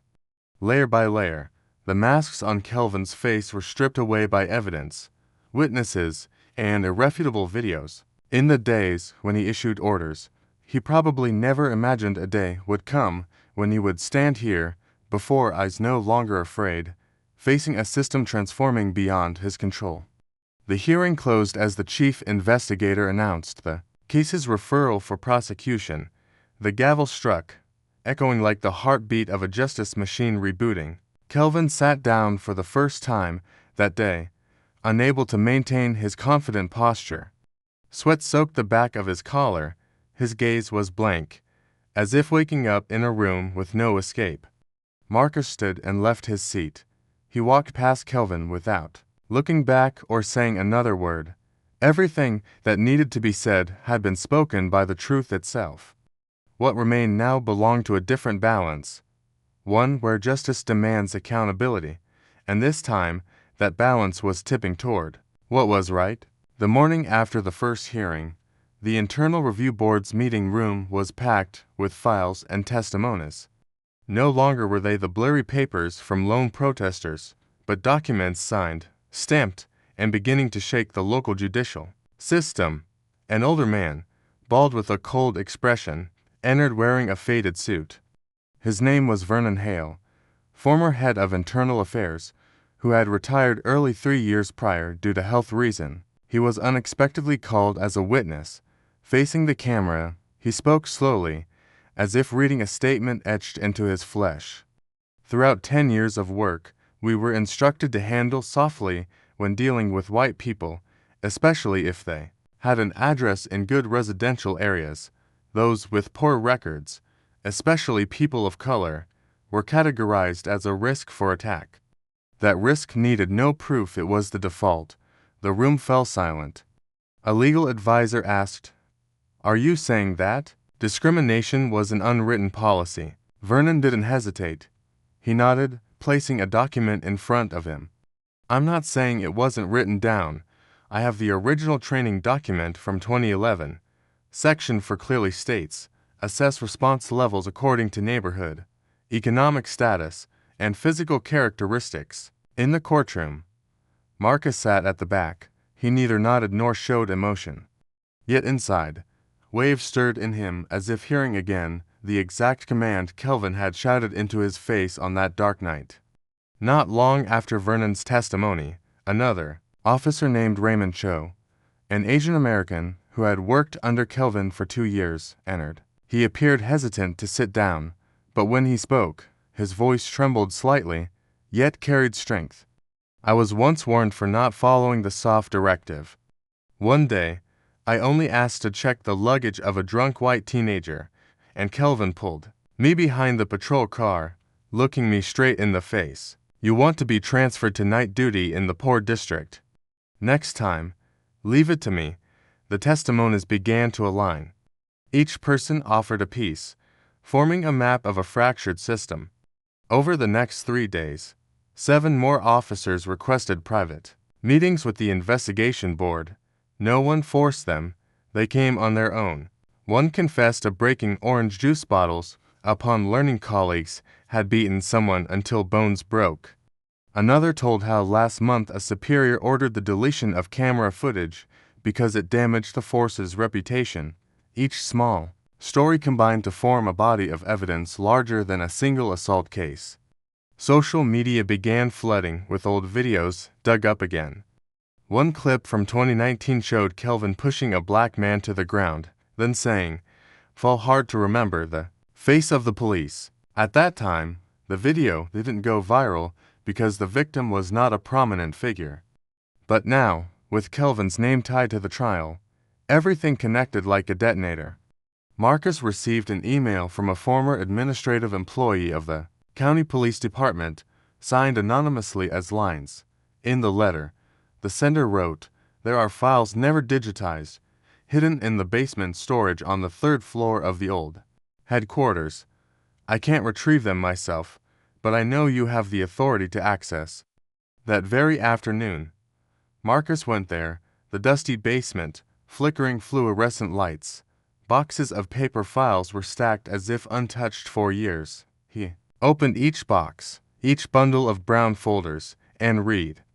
One file marked handled internally included a photo of a young man slumped against a wall, blood spreading from the back of his head onto the concrete floor. His name was Malik Rowe. He was only 17 that year. Marcus didn't need to read more. He knew he was stepping into a land where truth was buried alongside honor and power. 3 days later, during an extraordinary press conference, the chairman of the Federal Investigation Board declared, "This is no longer an individual case. This is a systemic structural event, and we will expand the investigation to the entire county police department." Some politicians opposed. Some said Marcus was politicizing an incident. But a former black congressman standing before the state capitol publicly stated, "The so-called incident is only terrifying when people try to cover it up." Marcus didn't create the crisis. He just turned on the light so we could see it. Several officers submitted resignation letters. Others sent anonymous letters confessing past misconduct. Many citizens formed groups to review old case files, going door to door, urging victims to testify. A slow awakening wave took shape, not out of fear, but because it was time to stop pretending ignorance. In a closed session, Marcus was asked, "Are you afraid of dragging the whole system down?" He looked the congressman in the eye, neither angry nor bitter, and replied, "I'm not dragging the system down. They let it rot. I'm just pointing out the cracks." The meeting room was silent. Some nodded, others avoided his gaze, but no one argued. The next day, a video went viral. A white man, once wrongly imprisoned to fabricated evidence, cried in front of the camera upon hearing his case would be reopened. "I thought no one cared anymore. I thought society had forgotten us long ago." And at the end of the video was the image of Marcus stepping out of the courtroom silently buttoning his uniform jacket. But this time he was not alone. Kelvin's old office was located on the second floor of the county police building. It was a moderate-sized room with gray walls and file shelves cluttered with paperwork that had not yet been properly closed. On the door, traces of adhesive remained where the brass nameplate had been removed that very morning. There was no farewell gathering, no applause to send him off, and no one dared to see off the man who once sparked orders with an arrogant fate. Kelvin left the headquarters flanked by 2 federal officers. The silver handcuffs gleamed under his faded gray coat, and for the first time, he was silent. At the same time, in an emergency meeting room, the investigation board read out a list of 11 suspended individuals. The list included 6 who had held supervisory positions from the records processing department, and 3 officers directly connected to recently exposed cases. When the list ended, the spokesperson simply said, "There will be no more white zones within the oversight system." Marcus was absent from that meeting. He was at the Western Regional Police Training School, a red brick complex nestled among pine trees, once renowned as a model officer training center. The history of this place was longer than the tenure of many current top officials. Black and white photos hung on the walls depicting training classes from the 1950s, each frozen face cold as stone, eyes fixed firmly on the future. Yet what Marcus saw was not within those framed images. He had come to inquire about the curriculum. There was no search warrant and no need to invoke rank. He simply sat down, placed his military ID on the table, and said, "I want to know what you teach them." A middle-aged director named Margaret Watson received him. She was the only leadership member willing to engage in dialogue since the Kelvin incident. Marcus was direct, requesting a review of the entire training content on suspect approach procedures, vehicle inspection skills, and especially the section related to risk assessment based on social profile. Margaret hesitated, but then nodded. She led Marcus into the digital archive room where hundreds of lecture slides were organized by year. Each video segment and PowerPoint presentation maintained a steady rhythm and formula. However, when they reached the section Suspicious Behavior Assessment, Marcus stopped. On one slide, an instructor described how to identify high-risk indicators. The illustrative model showed photos of 3 young men. All 3 were black. He did not need to see further. He asked bluntly, "Who approved this content?" Margaret was silent for a moment, then opened a file. The approver's name was Chief Inspector Walter Green, who had served under Vernon Hale, the man who had just testified before the investigation board. Everything seemed like a closed cycle where those believed to have left the system still left, guiding marks for future generation. Back at his office in Washington, Marcus submitted a 3-page petition proposing 3 points. First, to completely eliminate any curriculum elements that classify populations by potential violence criteria. Second, to establish an independent police oversight committee that must include civilian representatives, veterans, and human rights experts. Third, to absolutely prohibit the code of silence within the force and to set up an anonymous whistleblower hotline supervised by the Department of Justice. The petition was sent to 3 places: the Department of Justice Office, the National Police Council, and directly to the Federal Inspector General. News that Marcus was not stopping after the Kelvin case made some people uneasy. A conservative senator hinted in an interview, "I fear some are using military influence to interfere with civil order." Marcus did not respond publicly. Instead, he sent a handwritten letter to that senator containing only one sentence: "I am not interfering with civil order. I am fighting for the true rule of law while awaiting feedback from central agencies." Marcus organized a secret meeting with former senior officials from the police and military. Some came hesitantly, some declined to participate, but 14 people sat with him in an unnamed room. He did not ask anyone to take sides. He just started the presentation, played the videos he had collected, and asked, "If you were handcuffed unjustly and humiliated in front of your child, what would you do?" A gay man, a former state police director, stood and stared distantly. "Once I saw subordinates altering files, but I ignored it. Today, I realized that very neglect nurtured the next generation of Kelvins." At the meeting's end, 10 people signed to support Marcus' petition and agreed to join the oversight committee if approved. To ask for more time, and to remain silent, but did not leave. Outside, public opinion was divided. Some hailed Marcus as the initiator of the decade's greatest reform, others labeled him a digger of the past.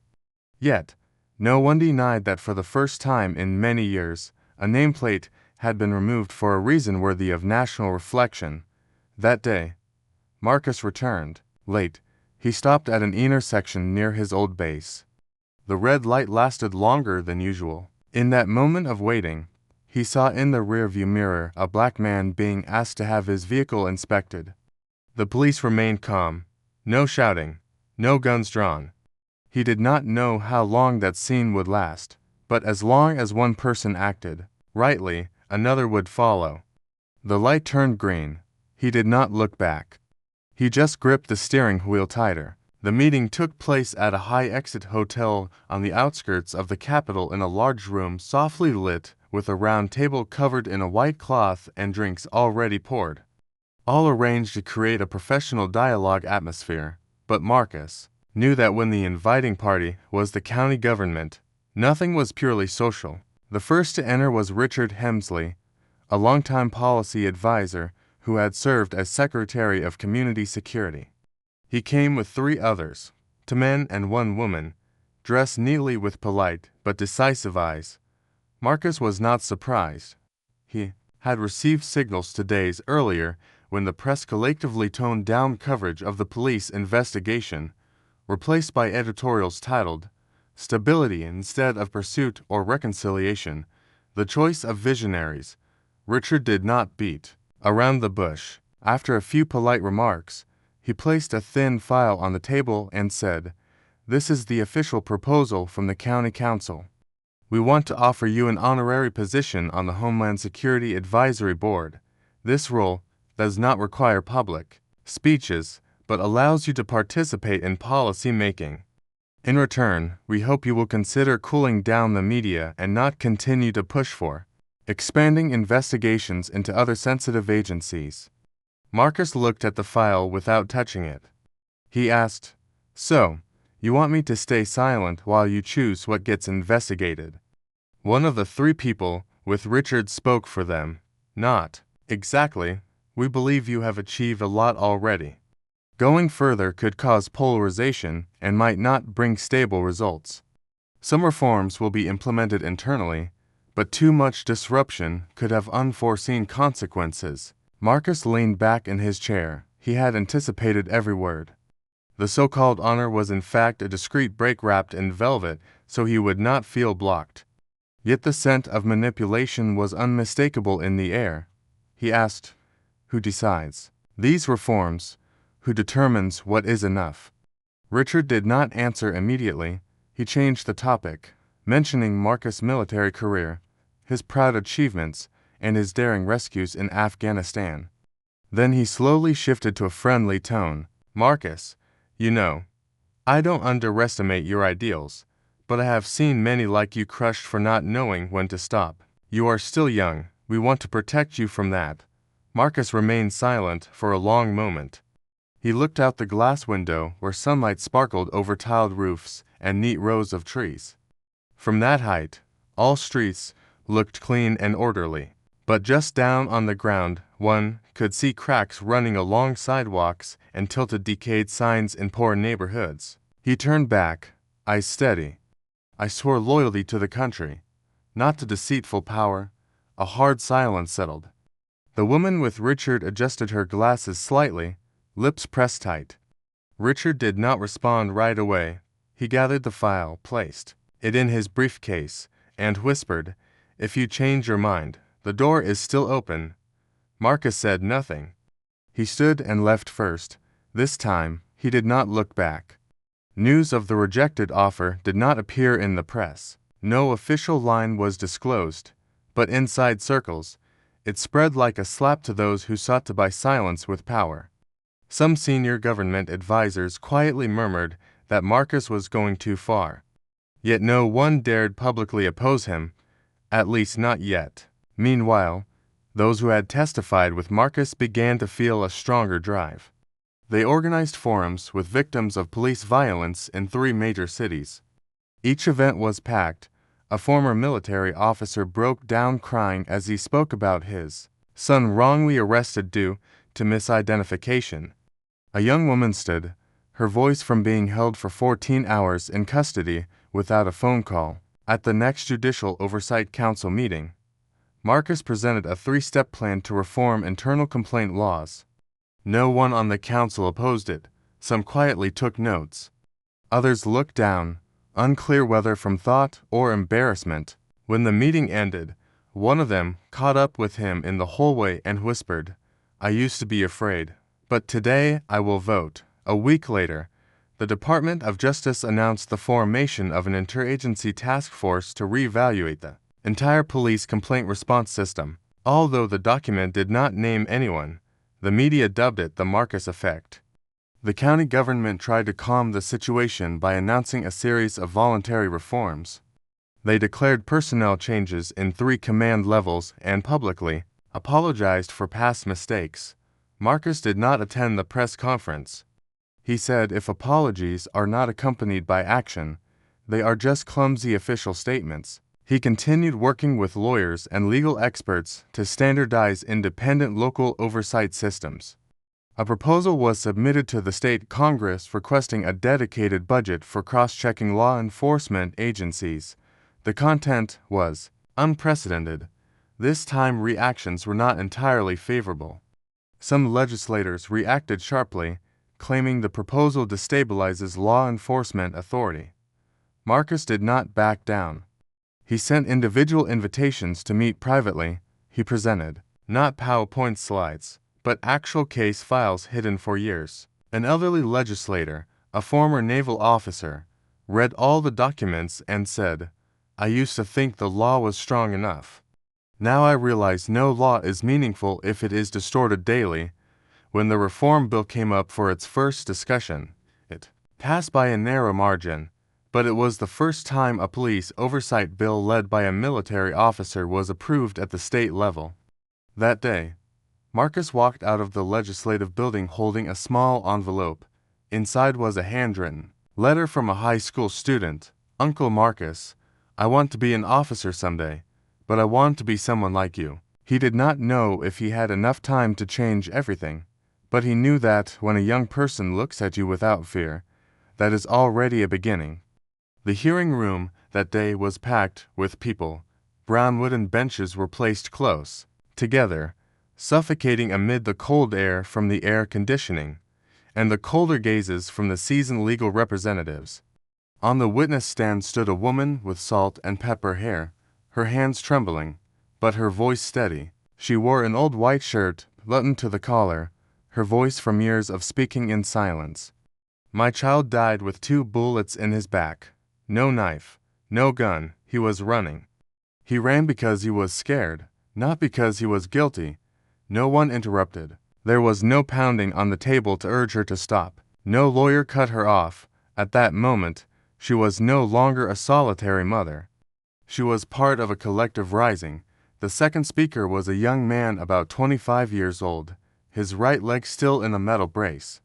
He introduced himself as Lewis Jackson. He did not look at anyone, his gaze fixed ahead, as if speaking to an invisible entity. I broke 3 ribs, dislocated my shoulder, and suffered a mild liver contusion. My crime was asking an officer where I ran a red light. That question caused them to call 2 more police cars and drag me out by smashing my head into the glass. Afterwards, they accused me of resisting arrest. This time, the table was struck not to interrupt, but to confirm presence. A judge leaned forward, trying to capture every word, as if missing a single detail would allow the truth to fall into an abyss. One by one, people stepped up, each voice telling stories without scripts or acted emotions, yet making the room feel heavier than any criminal trial. They were ordinary people. Some were house workers, some library employees, even those who had never filed any official complaint because they did not believe it would matter. Then an elderly man in a faded military uniform rose. No introduction was needed. The room fell into an eerie silence. He saluted with military formality, his eyes fixed directly on the row reserved for police representatives. I am Vernon Miles, a former Army sergeant who served in Fallujah, Iraq. During my time on the battlefield, I believed freedom was the reason we spilled blood and flesh. But when I returned, it was the police at home who stopped me on the street to ask if I was carrying drugs just because I wore a loose jacket. He did not need to say more. Everyone understood the rest. Fragmented gazes and quiet coughs filled the room. No one applauded or protested. The atmosphere confirmed what everyone already knew, but dared not speak aloud. That system had long been fractured. Marcus sat silently at the front table, neither taking notes nor interrupting. He knew this moment was not his, it belonged to those whose voices had been cut off and who were now reclaiming them word by word. A boy about 16 in a school uniform was led to the stand by his aunt. He spoke little, only pulling a crumpled piece of paper from his pocket and reading shakily. I don't remember everything, but I remember the police officer pressing my father's head to the ground, and when blood flowed, I asked him, "Is my dad okay?" He said, "It's fine, you'll get used to it." I don't think I should get used to it. No one told him to stop. His aunt wiped her eyes, but did not cry. The room had no more tears left. It was thick with the unnamed. No one spoke of the law anymore. No one mentioned constitutional provisions. At this point, human language itself was the clearest evidence. Next was a white woman with a strong voice and sharp eyes. Her name was Rachel. She said she once worked in the police records archive. I saw complaints thrown into the trash. I witnessed superiors ordering cameras to be removed to protect the image of the force. I stayed silent because I had a son to raise, but I was wrong. Now, if my son asks me about justice, I want to be able to answer. When she stepped down, the atmosphere in the room shattered. Those who had felt alone finally understood that loneliness was a tactic. By making each person believe their pain was isolated, that system had survived so long. A young man covered in tattoos on his neck spoke quickly. I used to think I deserved to be beaten. Then I saw police beat an elderly man, thus because he asked the time. I understood it wasn't my fault, it was theirs. The final story was told by a woman who did not give her name or occupation. She only held a small photo, placed it on the stand, then spoke slowly. "This is my sister. She died in jail because she wasn't given her medication on time. I don't want my sister to become a symbol. I just want a day when no one has to tell stories like this anymore." When she stepped down, Marcus finally rose. He did not approach the stand, but stood in the middle of the room facing the crowd. "I once thought the humiliation I suffered that day was an isolated incident. But the words of everyone here today made me realize it is part of a long chain of pain, and if we don't stop it, those who have not spoken will remain silent forever." No applause followed. None was needed. That room at that moment was enough to shake an entire system. Someone quietly typed into a live stream description, "Today, silence found its enemy. The first morning of Kelvin's trial dawned with a drizzle. People said it was a sign of cleansing, as if the sky itself wanted to wash away the stains the police system had left on the ground." Outside the federal courthouse, hundreds lined up. Some were witnesses, some had been harmed, and others had never been involved, but came because they believed in something once blurred that was now beginning to take shape. Kelvin entered wearing a light gray suit, hair neatly combed, his eyes flat. Yet his steps no longer carried confidence, but echoed the memories of knee strikes, arm pulls, and guns pressed to others' necks. Each tap of his shoe resounded like a reminder of how he had trampled others under the name of the law. Marcus sat in the witness chair to the right, his gaze never leaving the courtroom. He was not there to celebrate a victory, but to face the moment when justice was no longer an empty call. On the table lay full copies of evidence, testimonies, original body cam footage, and independent analyses from international human rights experts. The prosecutor presented each item. The first was the traffic stop on Inauguration Day with audio extracted from a live stream. The discriminatory language, procedural violations, and the assault on Marcus were no longer matters of dispute. They appeared through images, the suppressed screams of power, and the fearful eyes of distant bystanders. Next was the concealed file about the black youth shot dead last year. Unreleased footage was shown. In the frame, the victim ran away with his back turned, unarmed. Kelvin fired 2 shots. The footage paused at the moment blood spread across the white shirt's back. Sobs came from the front row. The mother sat upright, hands clenched, but her face remained dry. She no longer needed to cry. The truth had done that for her. The defense lawyer tried to cite professional pressure, split-second reactions, and Kelvin's outstanding service. Yet each argument fell like a stone dropped on cracked glass. They saved nothing. They only revealed one thing: how much the system had protected Kelvin. When called to give his final statement, Kelvin stood, his voice no longer arrogant, but weak and clinging, as if consoling himself more than explaining to others.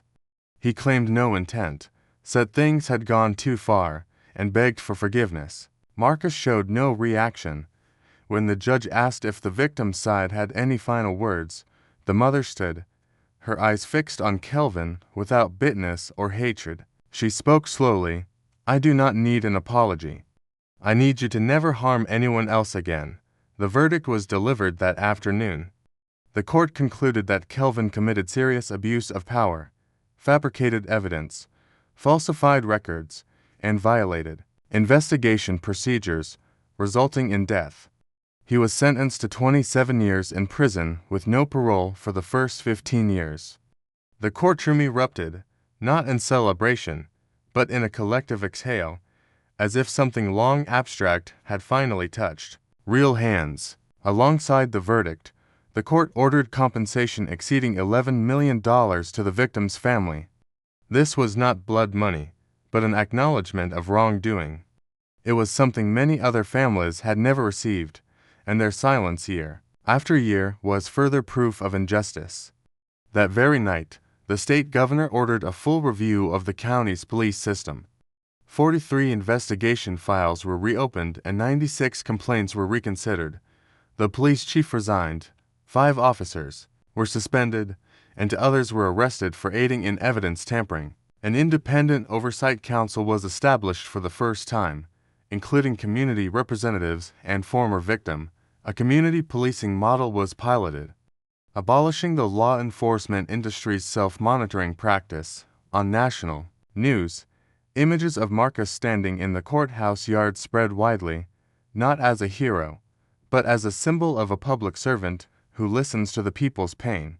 He did not speak to the press or seek media attention, only posting a single line on social media: "Justice exists when everyone stands up together, not when one person speaks alone." Universities opened courses on the case as a practical example of law enforcement reform. Many young people of color said it was the first time they felt hope. Civil organizations launched campaigns to trace forgotten files. A new wave arose, quiet but steadfast, like a gentle rain soaking deep into the earth. Kelvin was transferred to a medium-security federal prison, the press reported, but people no longer spoke much of his name. He became an example, not the main character, and that was something he never imagined. One day, silence would conquer shouting. As for Marcus, he returned to work at the Department of Defense, but he knew he was no longer the same man. Once passing through a Pentagon hallway, a young soldier greeted him softly, "Thank you for not being silent." Marcus smiled and replied, "Keep your honor. It is the only thing no one can take if you hold on to it right." That afternoon, bathed in sunlight through tall glass walls, Marcus stopped to look out at the square below. There, the mother from years ago was walking with two grandchildren. She did not look up, but perhaps she knew who was watching her because she held the children's hands a little tighter. That was the moment Marcus understood that justice was no longer a slogan. It had come down to earth. It was walking alongside those once forgotten, and this time, no one would push them to the margins again. Marcus' office at the Pentagon was located on the 6th floor along a rarely traveled hallway. The glass door faced the Eastern Plaza, where every morning the American flag could be seen waving above the white stone steps. Inside the room, nothing was much different from other offices. The desk was tidy, the bookshelf neatly arranged with documents, and a small potted plant stood beside the desk lamp, reminding one of something soft amid the rigid military structure. But what stood out the most was the photograph hanging on the wooden wall behind Marcus' chair. It had no golden frame, no caption. The photo was simply printed on matte material, hung by two small wooden nails. In the image, Marcus wore his military uniform, standing next to an elderly woman, their hands clasped together, eyes directed at the camera but not staring directly. It was a silent moment, unprepared, unstaged. That woman was Evelyn Hart, the mother of the young man who had fallen in a shooting incident where everyone knew the name of the one who pulled the trigger. Marcus had not intended to keep that photo. It was taken by a reporter who happened to be present on the day Mrs. Evelyn officially received the compensation money. But when he looked back at that moment, he realized there was something deeper than the end of a lawsuit. It was the moment when two people standing on opposite ends of society found each other through the truth. On the first day back at the office after a series of hearings, Marcus did not hold a press conference. He did not appear on television nor reply to media emails. He spent the morning walking from his home to the office, crossing familiar streets where each building seemed to hold a layer of compressed memories from the journey just past. In the main hallway of the Pentagon, some young officers stopped. When they saw him, they greeted him. Some bowed their heads. Others just nodded lightly. No need for many words. Marcus sensed something was changing. Silently, but truly. That afternoon, he received a handwritten letter. The sender did not sign a name, only wrote the line, "From someone who used to be afraid." In the letter, the person recounted having witnessed Kelvin beating an elderly man, but dared not intervene. He said he was a rookie officer, too inexperienced to know which side to stand on. He had lowered his head whenever he saw skin color, determine a person's fate on the street, and that after the lawsuit, he requested a transfer to the Community Support Unit. The letter ended with a simple sentence.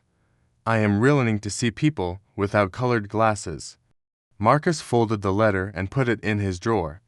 To him, no banner was more important than such a silent change. That afternoon, he was invited to attend an internal meeting between the Department of Defense and representatives of the Department of Justice. The discussion centered on expanding the community oversight model in policing. For the first time, the proposal did not come from legislators, but from those who once wore military uniforms. Another colonel spoke up. We train soldiers to distinguish targets and protect civilians. Why then do those maintaining domestic order not have the same standards? Marcus did not speak, he just listened. He understood that the important thing now was to create space for others to raise their voices. He had once been a stranger in a system accustomed to bearing voices like his. Now he paved the way for others to step forward without fear of being pulled back. Before leaving the meeting room, a senior officer approached him. Quietly, I have a 12-year-old nephew. He told me he wants to become a police officer like you, but the kind who does not have to apologize after every mistake. Thank you for restoring faith to the children. Marcus shook his hand. His eyes were quiet as usual. Some words do not need replies. Only understanding between the two is enough. Standing beside the window, he took hold of Marcus' arm. When night fell, Marcus stayed in the room, turned off the ceiling lights, leaving only the small desk lamp on. Outside the window, the city lights glowed like a blazing carpet. He looked up at the photo on the wall. Mrs. Evelyn wore an old coat, her hands slightly thin, holding his hand not in a formal way, but as if clinging to the truth. After too many years grasping fragile hope, he recalled the last conversation with her. When everything was over, when the court had ruled, money transferred, the system changed. She did not say thank you. She only said, I brought my son's photo to 12 hearings, but today I left it at home. I want to look forward, not keep looking back at the past to suffer more. Marcus asked what she wanted after all this. She answered with a very short sentence. I want people to remember my son is innocent, not as someone once suspected. That photo had no symbol, but in Marcus's heart, it was the strongest symbol, not because of the uniform he wore that day, not because of the media spotlight, but because it captured the moment when two hands that once trembled with anger, helplessness, and grief found each other for one thing only, truth, no longer being suffocated. Before leaving the room, Marcus took a pencil and wrote a small line on the back of the photo, then hung it back as before. No one in the office knew what the line said. Only he and the woman in the photo understood its meaning. Justice does not come from handcuffs or courts. It comes from the moment humans look at each other and no longer see enemies. Have you ever been misjudged simply because someone didn't understand you? There are moments in life when we face injustice just because others rush to label us unfairly. Have you ever been underestimated, overlooked, even though deep down you knew you were capable and talented, quietly proving yourself through your actions and results? If you've experienced this, today's story is a reminder that you are not alone. Each of us holds unique value, and justice doesn't always come quickly or easily. But the power of perseverance and fairness creates lasting change. That's why if this story moves you, please share it so more people can listen, learn lessons, and avoid similar mistakes. Sharing these stories raises awareness and encourages those facing injustice to stand stronger in their fight for their right. We sincerely thank you for taking the time to watch and support our authentic and meaningful content. These stories are not just events. They are voices of truth and sources of inspiration for those brave enough to stand up and make a difference. Don't forget to subscribe to our channel so you won't miss upcoming inspiring and impactful stories.